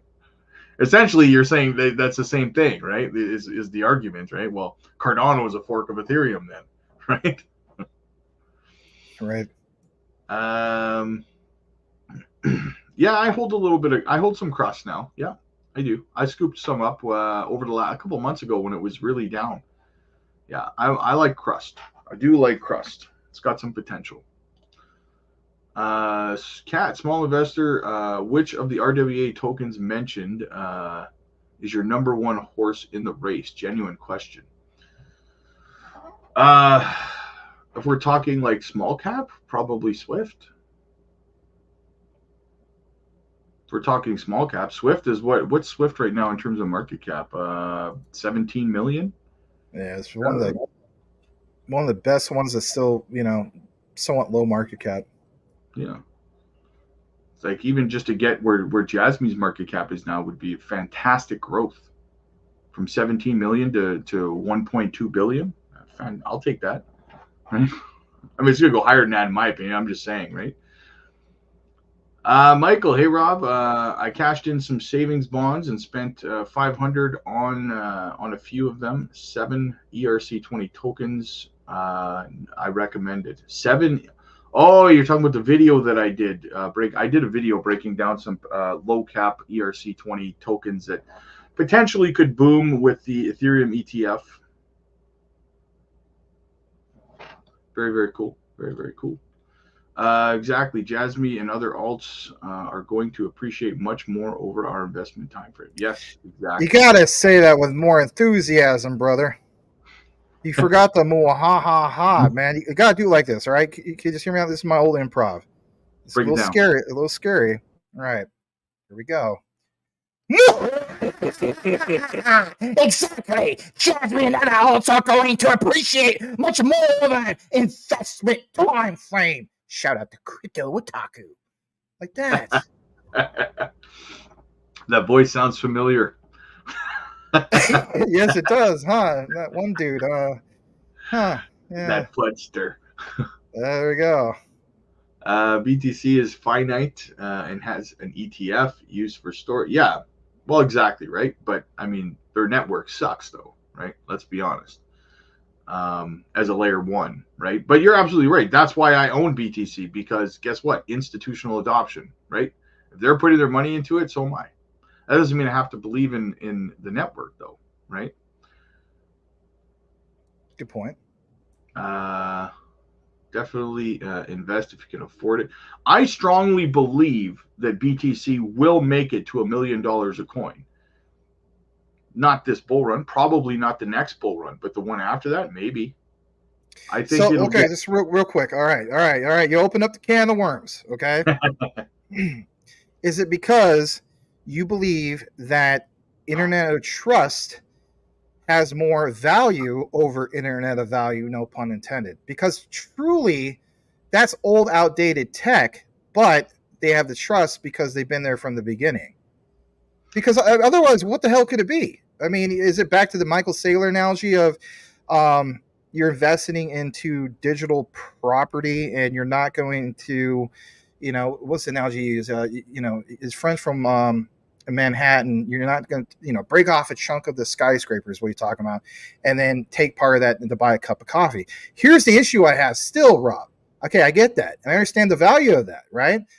But back to the original Bitcoin white paper. And the original Bitcoin white paper talks about peer-to-peer cash system that can scale. How the hell do you have BTC scale as far as TPS perspective? I mean, what is it, like 4 to 7 TPS? At least with BSV, you have Terranode 9 million TPS and still rising. This time last year, listen to this. I know I'm going to BSV, and I know a lot of people don't like BSV, but 100,000 TPS last year, and now we're at 9 million. So for me, that's the original Bitcoin, because that matches the white paper, peer-to-peer cash system with full scalability. Can't be BTC. So I get where you're coming from, but so back to the question. Is it like Internet Trust? That's where the real true value is for BTC, because the tech just don't seem like it's there. Not even that, to be honest with you. I wouldn't even go that deep with it, to be honest with you. For me, it's just simple mathematics in terms of, and for me, it's not a BSV versus Bitcoin, right? It's not that at all. For me, I agree with you 100 times over that, I mean, the network and the tech for BTC is old tech. It's obsolete 3 times over, right? In terms of other layer 1s that are in the market now. As long as you have these billionaires and these institutions getting behind Bitcoin, that is where the money's going to flow. And listen to me on this, though. I also believe that at some point, Bitcoin will not be the number 1 crypto anymore in terms of market cap. Do I think that will happen in my lifetime, though? Possibly, but not for a long freaking time, right? Just because so many other projects in terms of market cap have so much ground to make up, and that gap is getting bigger because of these ETFs and stuff like that, right? So it doesn't even boil down to the internet of trust for me. It's more just, you know what? This is what the big horses are backing right now, and as long as they're backing it, it's going to succeed because they don't back things that don't succeed. Otherwise, they wouldn't be as rich as they are. Rob, I get what you're saying, and you make a lot of sense with this. All right, I have nothing but love and respect for you. I just want to state that to anybody listening. I think it's good to have these conversations. I love this. I don't normally get to have this just with when it's just me. I want to state this. Back to what you're talking about. All right, I get it that it's like when we follow whales, we follow whale activity because it's like, okay, these are what the big whales are doing, and these whales obviously could be connected to institutions. You hear announcements from Larry Fink from BlackRock, the world's largest asset custodian, manager / custodian. Here's what they're doing. They're investing in Bitcoin. But do you ever notice when he's interviewed, all right, he talks about Bitcoin and he talks about scalability. And that is the key thing. And I know you said you don't need to get that deep into it, but I do get deep into things, do I not? My main thing is when he says scalability and he says Bitcoin. Okay, notice he didn't say BTC. He said Bitcoin. All right. Then I go to these interviews and I'm like, Bitcoin Association for BSV. Then I see literally, was it just a couple months ago? Who in person is literally at some of these events? Members of IBM. Why is IBM going gangbusters for like BSV? Why aren't they going gangbusters for BTC? In my opinion, they talk in code, and I know some people don't agree with this, and then I know maybe this turns off some people are like, that's a little conspiracy. I will go back to this, and I do want your thoughts in regards to this because it's good conversation, Rob. Hear me out. These guys will make the world think that they're on their side, but in reality, they're not on anybody's side but their own side, their institutional side. Here's the proof in the pudding, my friend. Jamie Dimon. Jamie Dimon will talk out of both sides of his mouth. He'll be interviewed talking about how he's running down all this stuff in regards to Bitcoin and all this stuff. And literally that same weekend, what does he do? He tells all his employees he cannot, or before that weekend starts, not a single one of you guys better own any Bitcoin. So what does he do? He goes out and buys a bunch of BTC. Okay, so no one's allowed to own any of this but you. So my point is this: when we talk about scalability and so on, if they're doing these shady things, in my opinion, what happens when we finally get to the road of full-fledged mass adoption, where you do need this peer-to-peer cash system and you do need scalability, and the metaverse that's been built out for a few years now, where there's literally nobody at this darn metaverse? It's kind of like your Mall of America, or not your Mall of Americas, but like, Metro Center here in Phoenix, where it's a ghost town, or some other places where physical malls are ghost towns. Now you have all these virtual malls. They're basically, to a sense, not many people are at them, but then you get to the point of mass adoption. People are at them, okay? And now you have all these transactions that go happen and so on. You're going to tell me you're going to use BTC for cross-border payments? You're not. There's no way in hell you're doing that, okay? So if the only functionality of it is you're holding on to digital property, okay, then why don't they just come out and say, yep, we're behind BTC? They don't ever say that, just say Bitcoin. And it's because, if you think about it, it protects their intellectual rights as an asset custodian and also doesn't violate in NDAs. And I do want to get your key takeaway from this, brother, because I love your opinion. I love the research you've done. I know you passionately have talked about some of this about in regards to BTC going to million, and I'm not against it. I hope it does. I have nothing against that. But I do have an issue of this whole concept back in the original Bitcoin white paper, because you did talk about white papers. You're like, man, I can't wait for the whole thing of Onyx, right? So I know you read this stuff just like me. And that is, if it's a peer-to-peer cash system with full scalability, that doesn't match up. But the one that does is BSV. I got to hear from you, brother. Come on. Well, what I would say about that is that I agree with you because I look at BTC like a straw man, right? It's the what's a good analogy? I don't know. It's the pretty face that they paint, right? And that to distract you, because we both know that's what they do, right? They say, hey, look at, yeah, Bitcoin. We'll hold Bitcoin up here. Look what it's doing. We like Bitcoin. But really, they're moving over here and they're looking at projects that they can actually use that have value and utility. So kind of what you're saying in a sense, right? Is, but they don't want you to know that. They don't want I to know that. That's, look at Bitcoin. Don't look at what we're, whether it's BSV or whatever it is, this is what we're actually interested. They don't direct you to what they're actually interested in. Yeah. Like, and they never will until it's too late, until they're ready. Let's say they're accumulating, just for the sake of argument, BSV. They're not going to point that out to you until they're ready for the price to start to climb. Right. So that's how I look at it. I agree with you.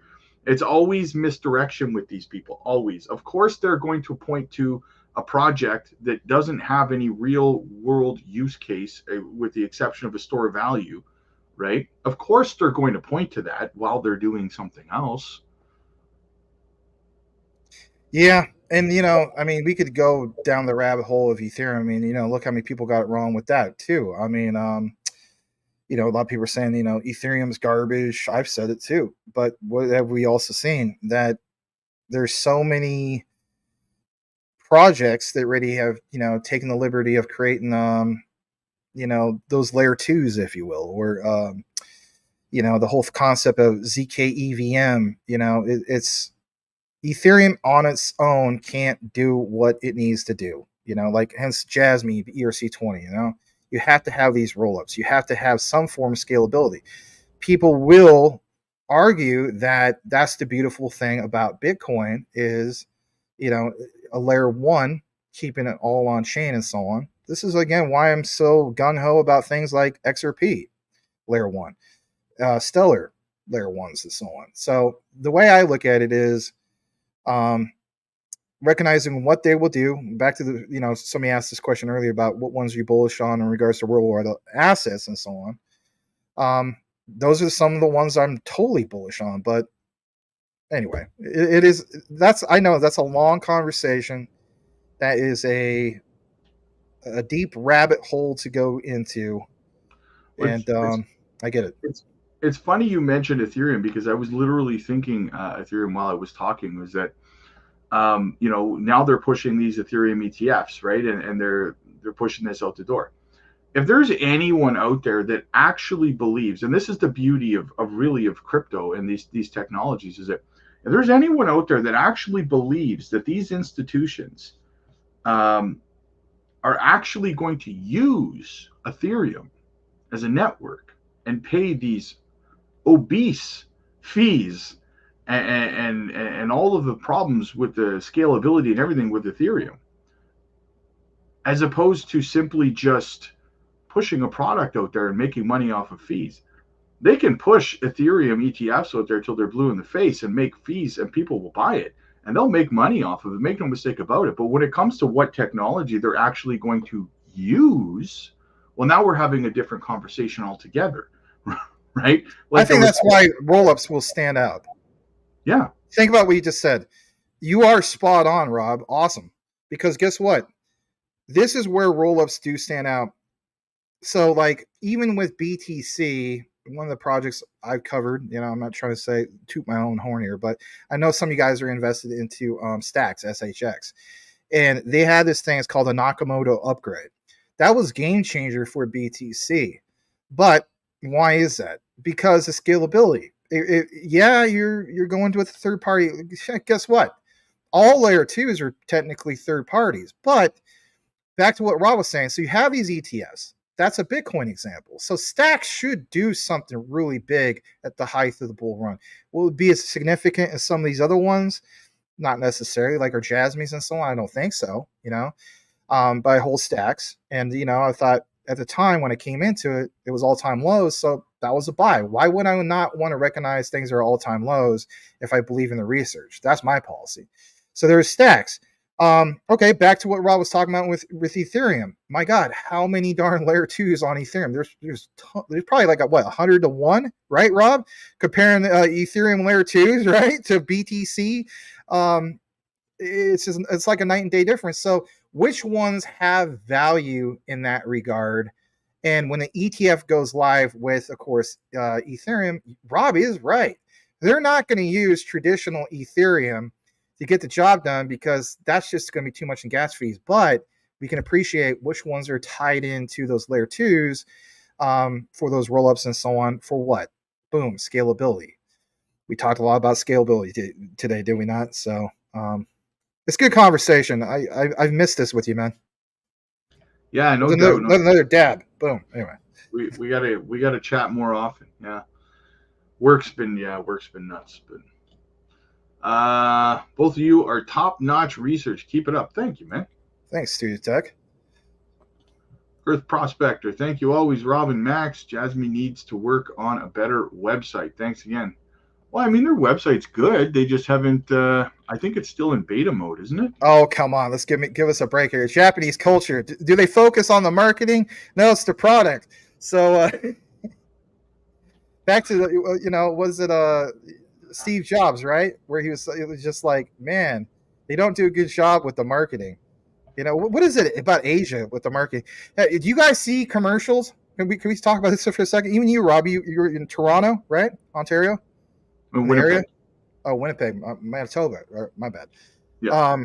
So, Rob, when's the last time you saw advertisement for a Japanese restaurant or a Chinese restaurant in your local area?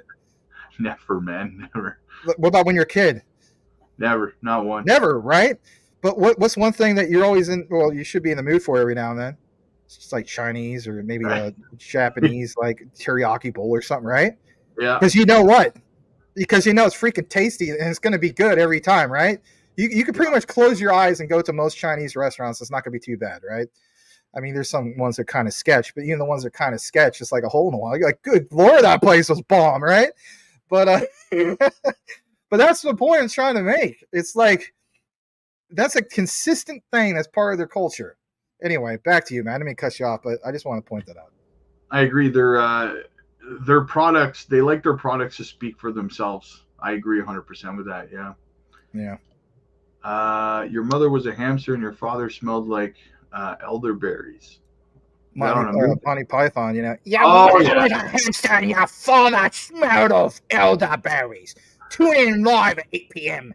Eastern, 5 p.m. Pacific to Crypto Otaku. Or get stabbed. I'm just kidding. Babes. I know this question has to get old. However, what are your thoughts on why Binance has not released Jasmy from the Innovation Zone? Honestly, for me, you got to get Junction launched, man. Right? Their product's still not really out to market. I mean, they have their laptops out and stuff, but you got to get your product out to market. That's what it boils down to for me. My thoughts on that. Why hasn't Binance released Jasmy from the Innovation Zone? Because Peter Griffin touches himself at night. All right, sorry, bad joke. Scam. Is it possible for something to get released from the Innovation Zone with no founder or front face? I don't know what projects are in the Innovation Zone that doesn't have a founder. If you're talking about a blockchain specialist in terms of a front face, well, then I would agree with you. But I mean, Jasmy definitely has a front face in Hara. I mean, that's one of the reasons they brought him in, because he was younger, he was experienced, he's got the knowledge, but he can connect with the younger demographic, right? So really, to me, I mean, Hara's the one that does the AMAs. Hara's the one that goes to all of these conventions and blockchain summits and stuff like that. ETH Denver. So I would argue that he is a face of the project as of right now. But again, if you're arguing for a blockchain specialist, no, they don't have a David Schwartz or a Charles Hoskinson. They don't have that individual necessarily. So in some ways, I kind of say thank God. Not against David Schwartz, but Hoskinson, yeah. Yeah, well, he sometimes does more damage than good. Yes, exactly. I mean, can you imagine? It'd be like, hi guys, for the last 2 years, I've just been here with you, with my great looking background that I have, talking about this wonderful quality technology, Cardano. And if you believe in it, you will continue to hold this for the next 20 years. And it might very well move because we are quality over quantity. Cardano, the best in the business. And every single time, that's all you're going to say? I know that sounds like FUD. I'm personally invested in Cardano. It's just one of my gripes. Okay. Well, that's why I preach patience all the time, because I hold Cardano too. And if there's any community in crypto that has more patience than any other, it's got to be the Cardano You're community. right, 100%, bro, buddy. Yeah. Oh my God, how much patience have we had since last bull market? It takes so long for them to roll anything out, but I will say at least they do it properly when they finally do, right? Well, they got it right with Singularity Net. At least that ended up being something. And then, of course, there's that merge. Was it Fetch? And what was the third one? Ocean. That's right, Ocean. Yeah. Yeah, I agree. They do it right. And that's why I preach patience with Jasmy and Janction. People say, let's get it out already. I'm like, well, you know what?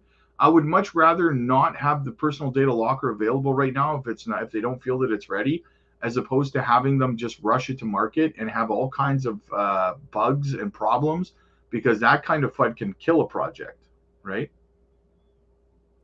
Yeah, it's kind of like that use that analogy, Cyberpunk 2077 or whatever it was, AAA video game. They rushed that to market.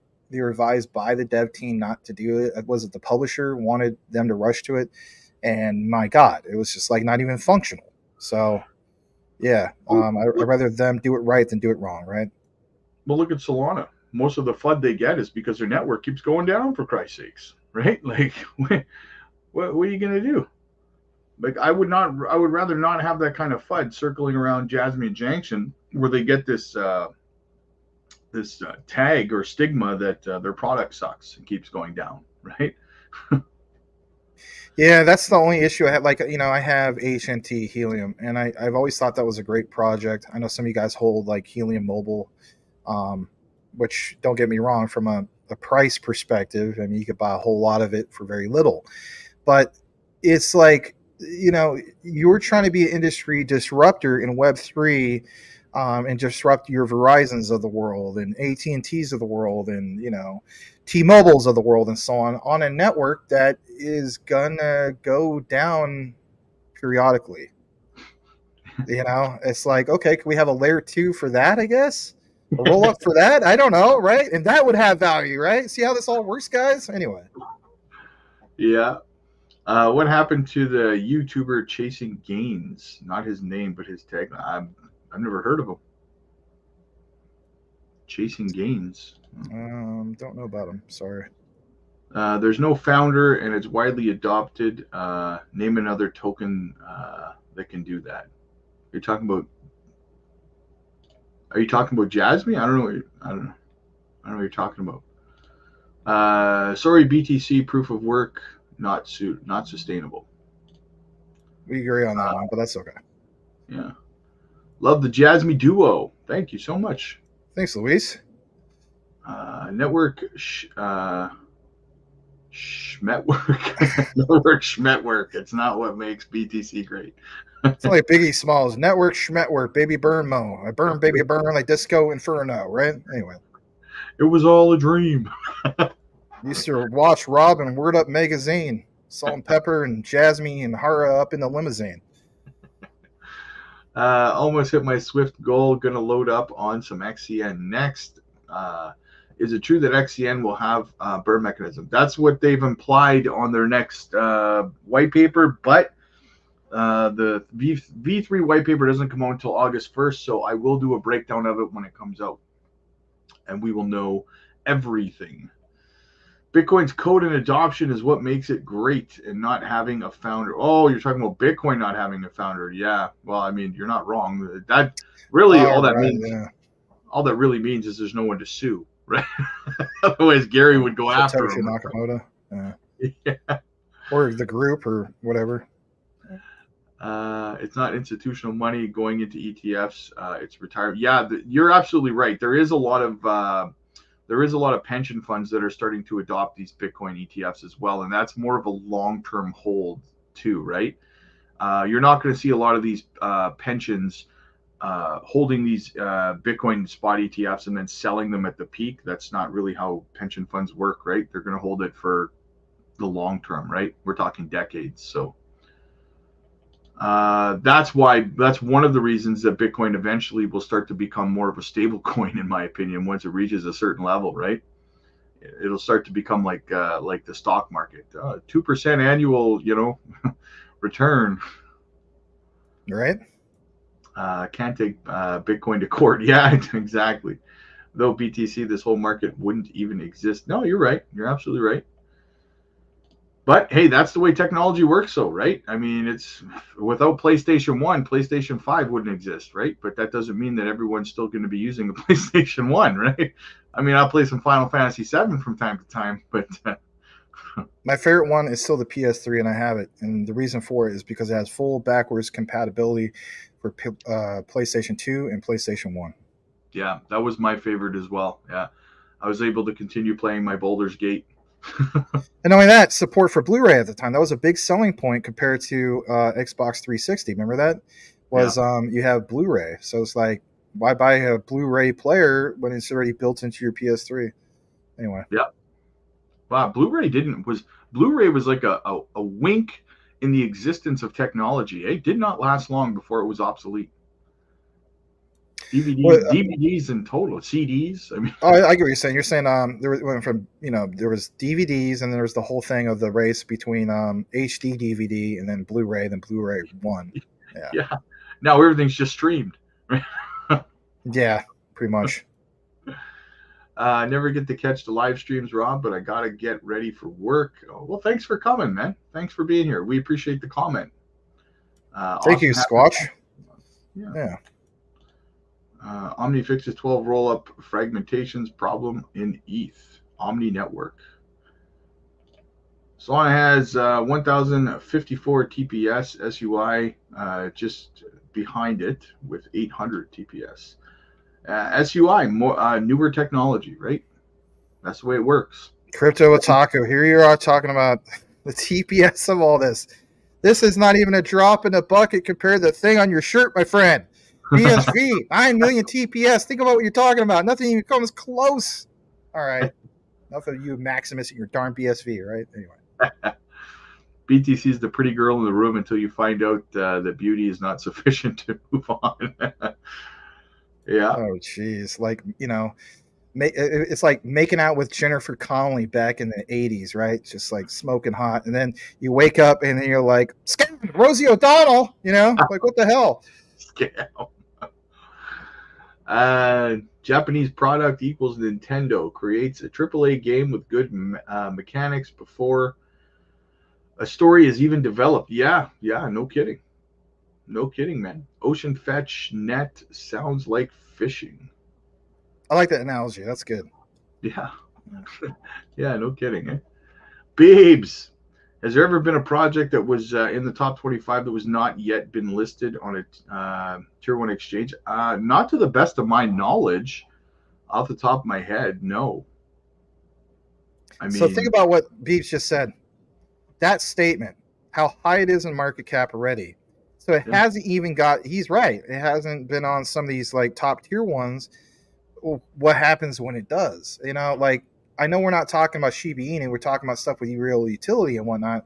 But, that was one of my main things. I'll never forget it as long as I live. When Shiba Inu finally got listed on Coinbase and just got freaking sent. You know what I mean? I remember that, yeah. Yeah, that was a huge moment for SHIB. Well, what about KASPA? It's like there's still a lot of huge upside for that. Yeah, I did a video talking about that. I think about a month ago. I was talking about just like trying to bring that kind of topic to people. Like, listen, exactly, top 25 guys, and no Coinbase, no Binance, right? No Crypto.com, no, like, nothing, no tier 1 exchanges. Can you imagine the onset? And people say, well, it might not get them. Oh, yes, it will get them. Oh, yes, it will. They'll see that they want those fees. They may be holding out because they want someone to pay them to list it, but at the end of the day, when the bull run really kicks off and altcoin season kicks in, it's going to be a domino effect. One's going to list, and then the next one, and then the next. No different than Shiba Inu did, right? You just all of a sudden, oh, it's listed on Binance, it's listed on Kraken, it's listed on Crypto.com. Boom, boom, boom. Dominoes, man, it's going to happen, and the price is just going to go boom, boom, boom, boom, boom. That's why, like, I'm lucky. I got in on KASPA when it was a fraction of a cent. I've been holding it a long freaking time, man, like a long time. I haven't sold any. Yeah, I haven't sold none, and I'm not going to until we get those tier 1 listings. Like, I compare KASPA to Cardano in the last bull run. It was the same thing. Even the price was very similar. The tokenomics were the same too. The max supply is the same. Everyone, the FUD was the same. Everyone was saying back in like 2020, 2019, well, there's no smart contracts for Cardano. No one's building on it. There's no DEX. It's not going to do anything.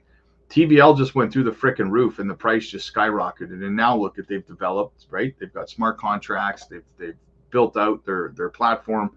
Same thing for KASPA. Same things they were saying. Well, KASPA's got no smart contracts. Well, those are actually coming really soon now. And, they'll start having DEX. They actually, what was it? They actually just did something last month too. Wow, why can't I remember what it was? Oh, KRC20 tokens, right? People are going to start launching meme coins and stuff like that over there. We saw what that did to the Solana ecosystem, right? I was literally going to say Solana. Yeah. You've been paying attention. That's awesome. Yeah. You shoot, man. I don't even need to preach it in the choir here. I mean, you freaking took the words right out of my mouth on that one. So, yeah. And that's where it's at, guys. It's smart contract functionality and understanding. Like, you might not like meme tokens, but guess what? It's the value of what's being minted, and then communities embracing those tokens and building out ecosystems, and that's all put on chain. And as a result, supply and demand kick in, and then next thing you know, you see these ones that just the real sleepers come out of the woodwork and so on. So, yeah, I have nothing to argue about on that. You're 100% right. Have you guys ever reached out to Matthew Perry? He's also very pro Jasmy over the years. With Matt, I don't agree with a lot of his methods, but still Jasmy driven nonetheless. You know what? I watch Matthew's videos periodically from time to time, and I don't really have a negative thing to say about him. I respect what he does. He's good at what he does, right? But like Max tends to refer to a lot of people, it's fluff, right? You'll never see a deep dive video, research video out of him, and there's nothing wrong with that. That's not his niche. That's not his forte, right? There's nothing wrong with that. He's good at what he does. He's got hundreds of like 220,000 subscribers or something like that. So I mean, shout out, respect to him for that, right? I meme on him from time to time because I mean, a lot of times I'll just do a video. An 8-minute video in 6 minutes is him shilling Margex, right? And trying to get people to use leverage to use his link. But, I don't believe in pushing people to use leverage personally.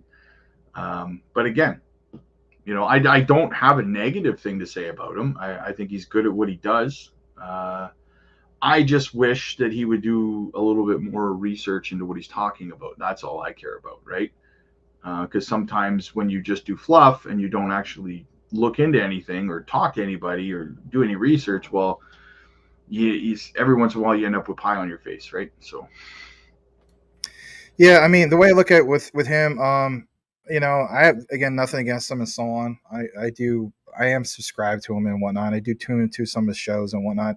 The way I look at it is this, all right? It's kind of like I think this is a good analogy. Like a while back, like Mike Tyson was asked, I think about Jake Paul. This is way before the whole thing of them doing a fight, and it was asked, what do you think about Jake Paul in regards to boxing, a YouTuber for boxing and so on? And Mike Tyson's response basically was, you know what? He's a big name. A lot of people follow him, and he brings a lot of attention to the sport. I kind of look at Matthew Perry in that light. Yeah, he doesn't do the deep dives and stuff like that. Again, that's not his niche, but he is a big platform. and that gets a lot of people to simply tune into him, and maybe only him and a few other top influencers, with a huge following, pay attention to those guys, and they don't get some of this deep dive research and whatnot. And it is what it is, but those are still positive catalysts for the community. And so I'm for that. I'm rooting for that. I'm not rooting against that. Yeah, I do refer to some of this stuff as fluff, but it is what it is. I mean, but at the same time, the way I look at it is we all have our niche. I'm glad I'm able to provide you guys my niche, show deep dive research, and same with Rob and so on, and we embrace communities and whatnot.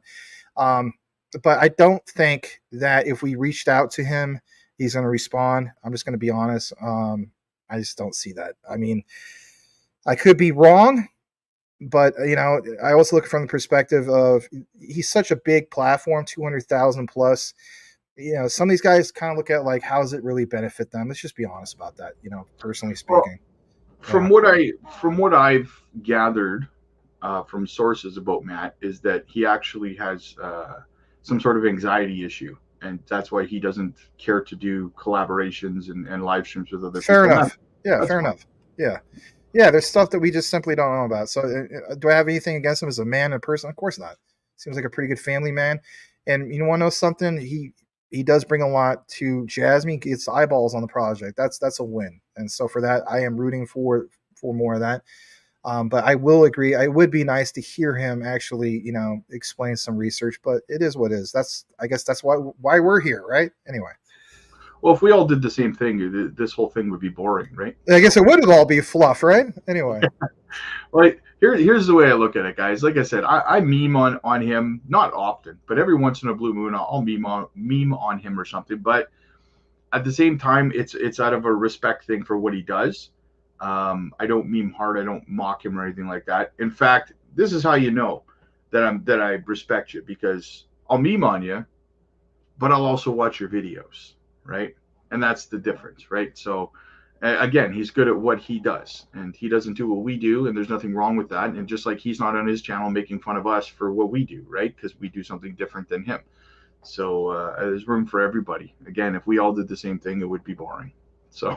Yeah, and if we want somebody to make fun of all of us, we'll just go to the guy who says that everything's going to go to zero. Yeah, it's about 20 videos or whatever, right? So if we want that, we'll just go there and whatever. Did you watch the video that I shared it a few times on my X page, and it's an interviewer for this or this guy's getting interviewed in China, I think it is.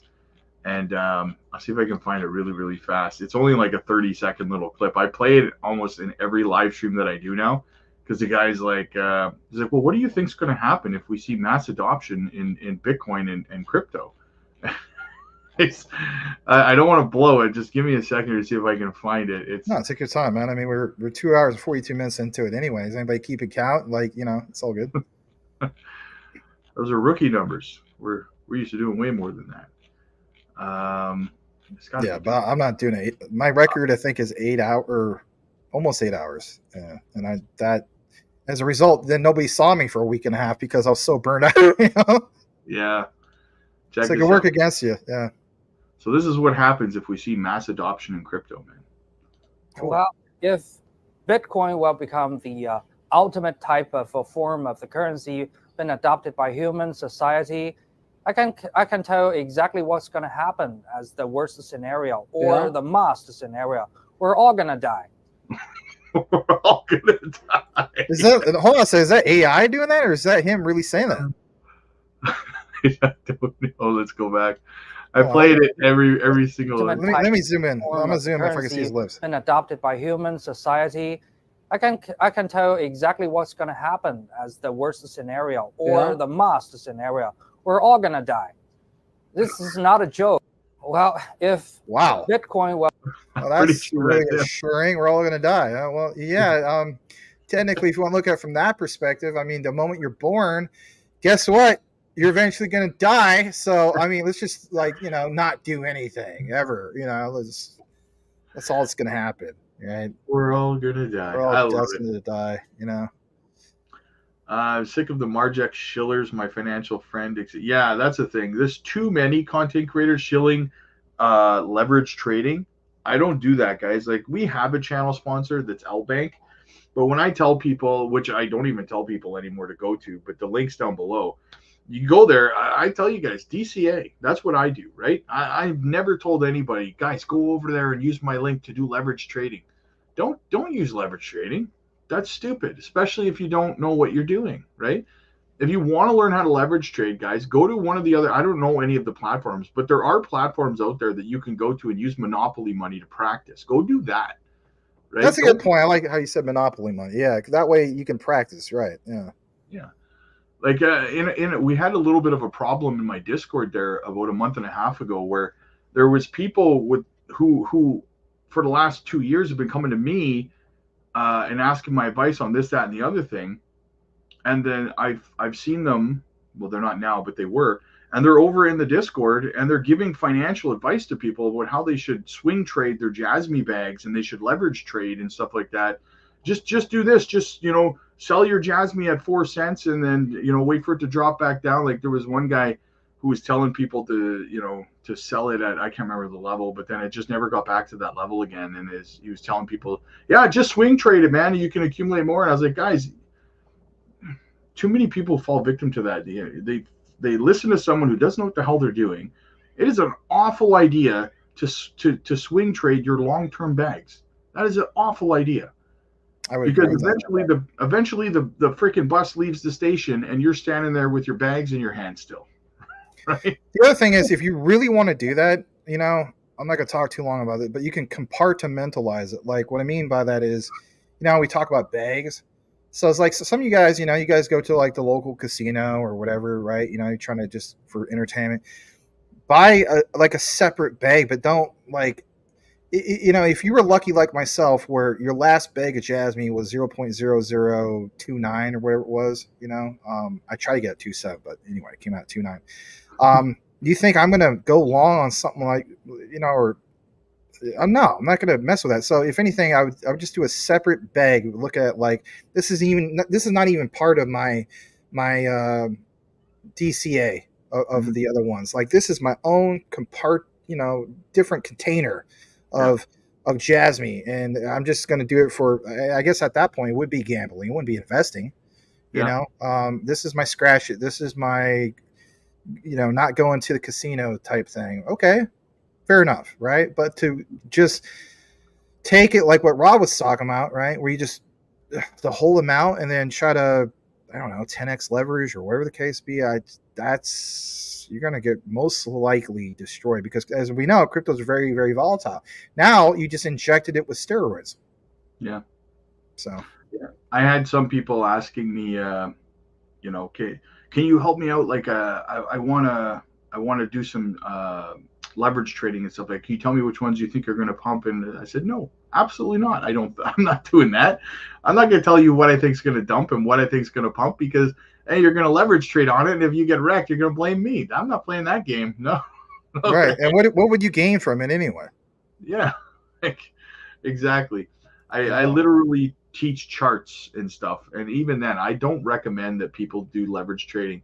Again, I would highly recommend, if you want to learn, again, go to an exchange that allows you to use monopoly money and spend like a year, not a couple of days. Spend like a solid, maybe a full cycle, right, practicing before you start using your hard-earned money to do stuff like that.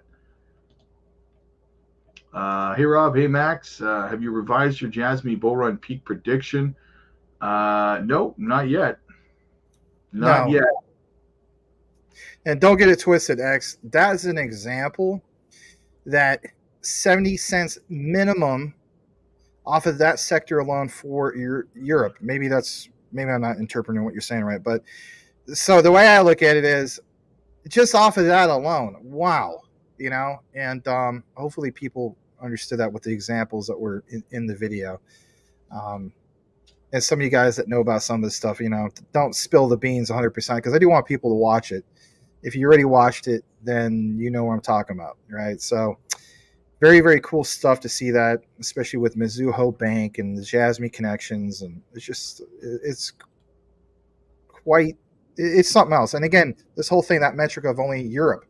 What about Asia? What about the rest of the world and so on? So, I mean, I'm with Rob, about some of your minimum price prediction forecasts and so on. I get it. Like most of us don't do the price predictions and so on, but I will at least try to tackle some of these sectors and back it up with actual research to, back up my hypothesis with that. And that's all it is. It's a hypothesis, but I do try to go into it with the deep dives and show some industries or sectors and say, hey, you know what?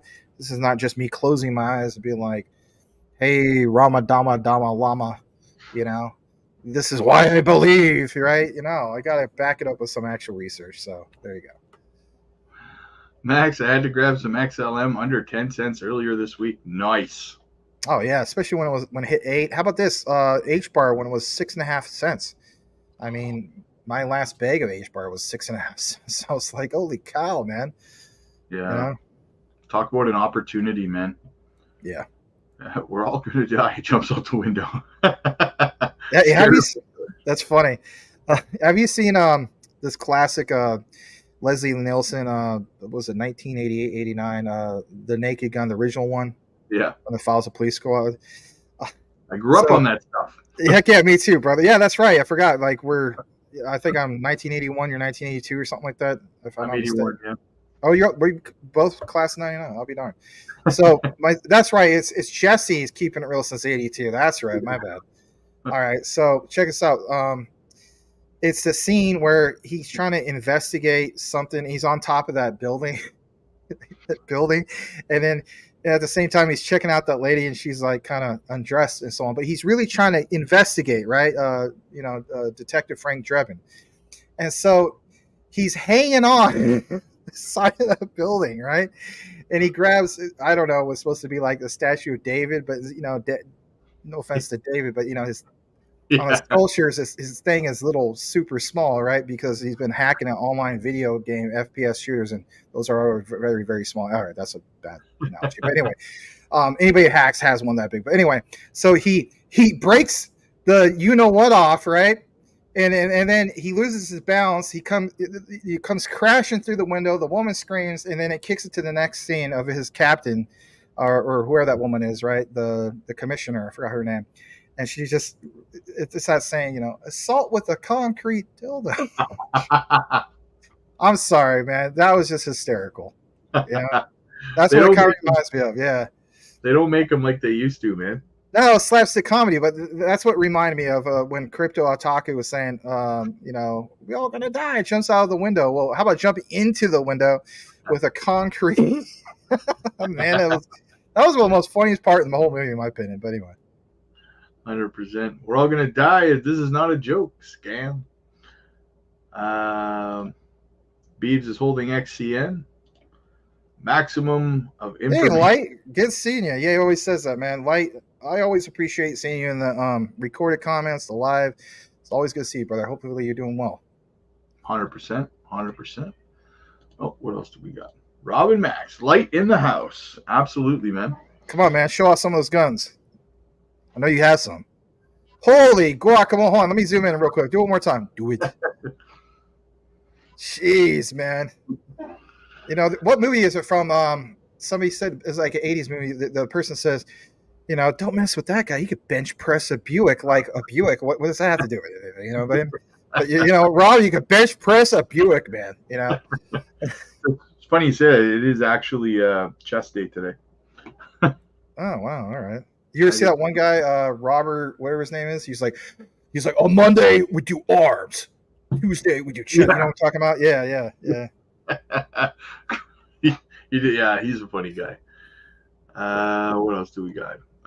Cool Beebs, how much do you think we'll go see XCN go to this bull run? Nice. I think all-time highs is in the cards for XCN. 18 cents. I'll take that.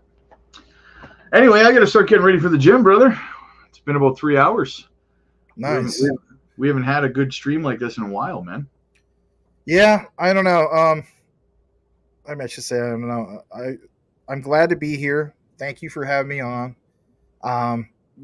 We did talk about what platform to put on. I'm always cool with being on here. The way I look at it, I want to see Rob grow more. He totally deserves it. Obviously I'll have you back on my platform at some point, but my key thing was, why, people point out like you guys should have like hundreds of thousands of followers and so on. I mean, that's cool and all, but as you guys can clearly see, we have a natural passion when it comes to covering some of these projects and so on. Why is that? Because we were actually bit by the crypto bug, right? Like, I don't know if this is your third bull run for this. For me, this is my second. But that's where it's at. We're going to naturally talk about this. So we're going to talk with family, friends, whatever, right? We talk about it with you guys and so on. And for Rob to come on here after doing 12-hour shifts and so on, like he was talking about, like, because of the whole thing with the management and some people quitting or whatever the case be, and now the load's on you. And then even to make time to come on here, hey, man, I could relate. I work 3 jobs, 7 days a week, and I try to make some time today. But we're glad to talk about this stuff because we have seen how it's impacted our lives. There's a better way out compared to the whole concept of, working at a place for 40 years or whatever to get a meager little pension. Nothing against that, but you know what? I saw a video from you a long time ago, Rob, where you said something like that traditional way, that ain't for me. There's got to be something better. Like, you're really, like, it was a sad day because the markets were really down, but you're like, there's got to be something better. You're like, I have no choice. I remember you saying that. I watched your video. Yeah, you're right. Yeah. You don't think I pay attention? I do that. I just listen in on the way home. Like, I'm not going to type, right, because I was texting driving. But I listen to you, man, and that really hit home for me because it's like we're all hoping and praying for that better life for our families, or kids, and so on and so forth. Like, but to get a bitten like that, get a little taste of that. Like for me, 10K turned to 120K last bull market 2021.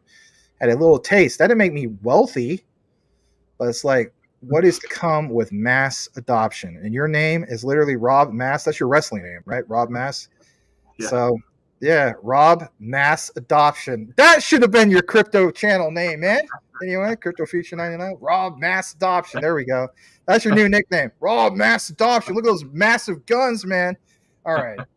I don't want to keep you anymore, bro. I know you got the schedule. But it's been a pleasure being here with you guys. Thank you so much. I'm going to check out the Investor Place report. They might have a big report. I might possibly do a show later tonight. No promises, but I do appreciate you guys. If you haven't done so already, please check out my channel if you haven't. I do some deep dives. Do one about Jasmy recently. You might want to check that out. And then, I'll probably be back with you live maybe on Monday. And then on top of that, obviously tune into Rob, for crying out loud. Why aren't you? So, but I hope you get that thing sorted out with your ex. And if you need help, I'll be glad to help you if I can. So I appreciate that, brother. I appreciate you coming on, man. Like I said, we got to get another roundtable together. I think it's about time. Maybe we can get Otaku there. Am I pronouncing it right? Hopefully we're pronouncing it right. Otaku, tomato, right? I don't know. Maybe we can get him on for a Jasmy live stream. Yeah, he's not I don't. Part of my experience, Crypto Otaku, if you're still listening, you're not a pompous ass, okay? You seem pretty cool. And you got a good personality. And he does seem to know what he's talking about. Like, come on, man. Anybody who's like, there's not many people watching, but they're constantly grinding, he just passionately talks about, that is super cool. What happens when he gets more of a bigger base? So I always like to recognize people like that. God bless your brother for doing that. So, let's read that. You want to read that? Go ahead. You go ahead, brother. It's for you. Is this for me? Oh, God, in that voice? All right, hold on. Oh, wow, really? All right. We love two guys. You gonna convert me to BSV. Wow. That sounds bold. Thank you for that, Crypto Otaku. Add me on X, DPG Maximus. We'll talk. I'd love to have you as a special guest. If we can do a 3-1 on your platform, Rob, that'd be cool. But give Crypto Otaku guys a follow. He really deserves it, for real. Even if you're not really bullish on some of the stuff that he might talk about, he's going to point out some things about the overall crypto market. 81%, whether you like it or not, is BTC and Ethereum. And he does some things that at least are eye-opening to me, and he backs it up. I don't follow a lot of TNA guys, but I actually will drive home, listen to your program, and in my commute, and I'm listening to what some of the things you're sharing. And of course, if it's bumper to bumper, maybe I'll stop to look at the chart. But you do very well with that. And again, I don't really follow a lot of guys with the TNA, so you do pretty well with that. And he's part of the Jasmy community. Embrace him. Anybody that is truly passionate about this stuff, you can see who's genuine, who's not. I give you my endorsement, man. How about that? So looking forward to having you on. You have a cool mask that little lights up. I understand you don't want to dox yourself, and that's fair enough. But Scam. Yeah, scam, right there. Okay. Anyway. All right, brother. I'll talk to you later, man. I'll shoot you a message. We'll get something going on. Sounds good. Over and out, guys. Have a good one. Have a good one, guys.